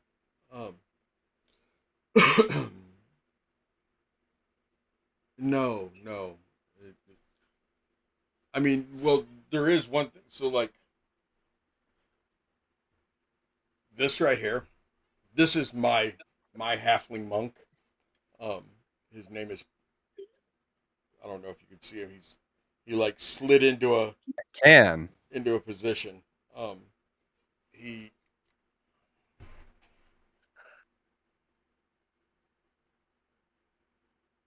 That is my halfling monk. Anyway, the point was that one of the things for mirror, I used one of my extra dice boxes. Only these are actually mini boxes, but I used one of my dice boxes and put the item inside of there, and so that it couldn't be damaged or broken or anything like that, I shoved a bunch of stuffing that actually came out of Tank's bed, because he's a bad boy and rips up his bed. So I have all this extra green foam that I use for packing material now. But no, that's Poe. This is my Curse of Strahd character that I went through Curse of Strahd with. She is a half-elf sorcerer with a blue dragon heritage, which is why the lightning is there. And there's little skulls on there too. I actually commissioned that to be painted for me. And then this is her animal companion, the goodest boy. That's who I went through Curse of Strahd with, which is part of the reason why I was so upset that we went through it so quickly. Because I mean, I had that painted and everything, and the lightning added to it and stuff. You guys are looking at a very long campaign. This is not anything that, especially with us only playing every other week, this is not going to be a short little campaign. I hope you guys are ready for the long haul. I hope you are, because it's going to be fun. The other 4 of the other 5 nights, no, 3 of the other 5 nights have been playing. Yeah, it was 4, because there's actually 6 other games. So 4 of the other 6 games have been playing for over a year now. And they're just now getting close, some of them, to being, close to end game. And they don't have to be close to end game if they didn't want to be. But some of them are getting really close to being ready. And they've discovered things that, the one thing that they discovered that you guys will never discover, that I'm going to go ahead and tell you guys. And the reason you'll never discover it is because I've already decided that you guys aren't part of that part of the story, and that is the Elder Strahd. The other 6 games are part of the Elder Strahd strahdverse. Now I know what. That's not fair. Oh, okay. Basically, Elder Strahd is he's the big I don't bad have of FOMO. he's I the do not big fear bad missing out on that. of the big bad. He is what Okay. the big bad fears. The Elder Strahd. All right, Thursday night we have Brian. Yeah. You guys are facing Brian yourself, okay? You guys don't have one after that one. You guys just get to have the big one. But no, there's one of the things that I was going to say that I'm glad that you haven't read anything, Gavin. Have any of the other, Pidge, I know, but the other 4 of you, have you played Curse of Strahd at all? I played it in 2E. You played it in 2E, okay, so it's definitely different. And it I was know you're playing, and it was new. 1Es. It was the new Yep. release at the time. Yeah. So it's been a while. Yeah, I'm playing 1E, and I've both played in and tried to run 3.5. It's Curse of Ravenloft back then, isn't it? Expedition to Castle Ravenloft. Yeah. Expedition to Castle Ravenloft. So, you'll be okay, Cricket. So Yeah, and 1E is like nobody but Strahd even exists in it. right. So there are so many aspects to Curse of Strahd that it's a total did you freeze? sandbox Oh. campaign. Did I He freeze? froze. I froze You for a second. freeze. Am I still frozen? You froze for Yeah. Mhm. Wild. Nope. I'm still frozen. Oh, You can hear me you're though, frozen. right? Yes. Yeah. Okay. Yeah. Okay. That was weird. I don't know why that happened. Discord is weird. It's a weird soup. So there's this mod Molly and a couple other additional modules that Curse of Strahd, the 5e Curse of Strahd, can add on, where these DMs have added things to it. One of them is Death House. One of them is the Reformation Center, and one of them is the orphanage. I've incorporated all 3 of those and expanded, because all throughout the history of Curse of Strahd, it talks about how it's been going on for a while, right? If it's been going on for a while, why aren't there other survivors? There'd have to be, right? Again, going back to what I told you all earlier, make it make sense. Yeah. So if it talks about how Strahd brings in these groups for various different reasons, and I don't want to give away too much, Gavin. I know you don't know anything about Strahd, but my adaptation of it is that going with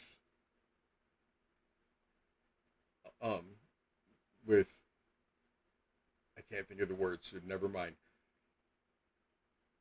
You always leave one to tell the tale. Always leave at least one survivor to tell the tale. Who else is going to spread the villainy? Who else is going to spread the stories of how you were a horrible, horrible person? People have to be afraid of you. Well, why are they afraid of you? Because that person survived. Okay? So throughout the years, there are different survivors that have either made it or, like, you'll run into a dwarf. There is a dwarf somewhere in Barovia. There's actually a couple, but only one group found more than one dwarf. There is a tiefling. One tiefling. There are a couple different elves. There's a whole race of elves that are unique to Ravenloft. You will learn about the Vistani. You will learn about the Keepers of the Feather.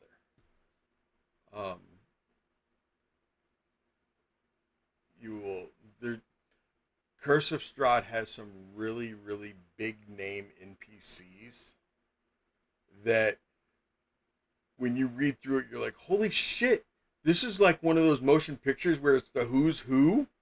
Hey, in this motion, Curse of Strahd has some big, freaking Baba Yaga is in Curse of Strahd. Van Richten is in Curse of Strahd. I can't tell you all of them because some of it will give it away. But I mean, it's just, there are some who's. And if those are in there, then why weren't the people who survived? So I threw in a dwarf. I threw in a couple different elves. I threw in the tiefling. Different things like that, and then gave them stories. And I can't tell you much more because it will start giving away too much. But I am really looking forward to this adventure with you guys. And I'm looking forward to just getting to know the rest of you that I don't already know. I'm really looking forward to all of our Friday night fans getting to know you guys and getting to know your characters and falling in love with your characters. It's going to be awesome. Any questions before we stop the stream and then we just decompress real quick? Anything?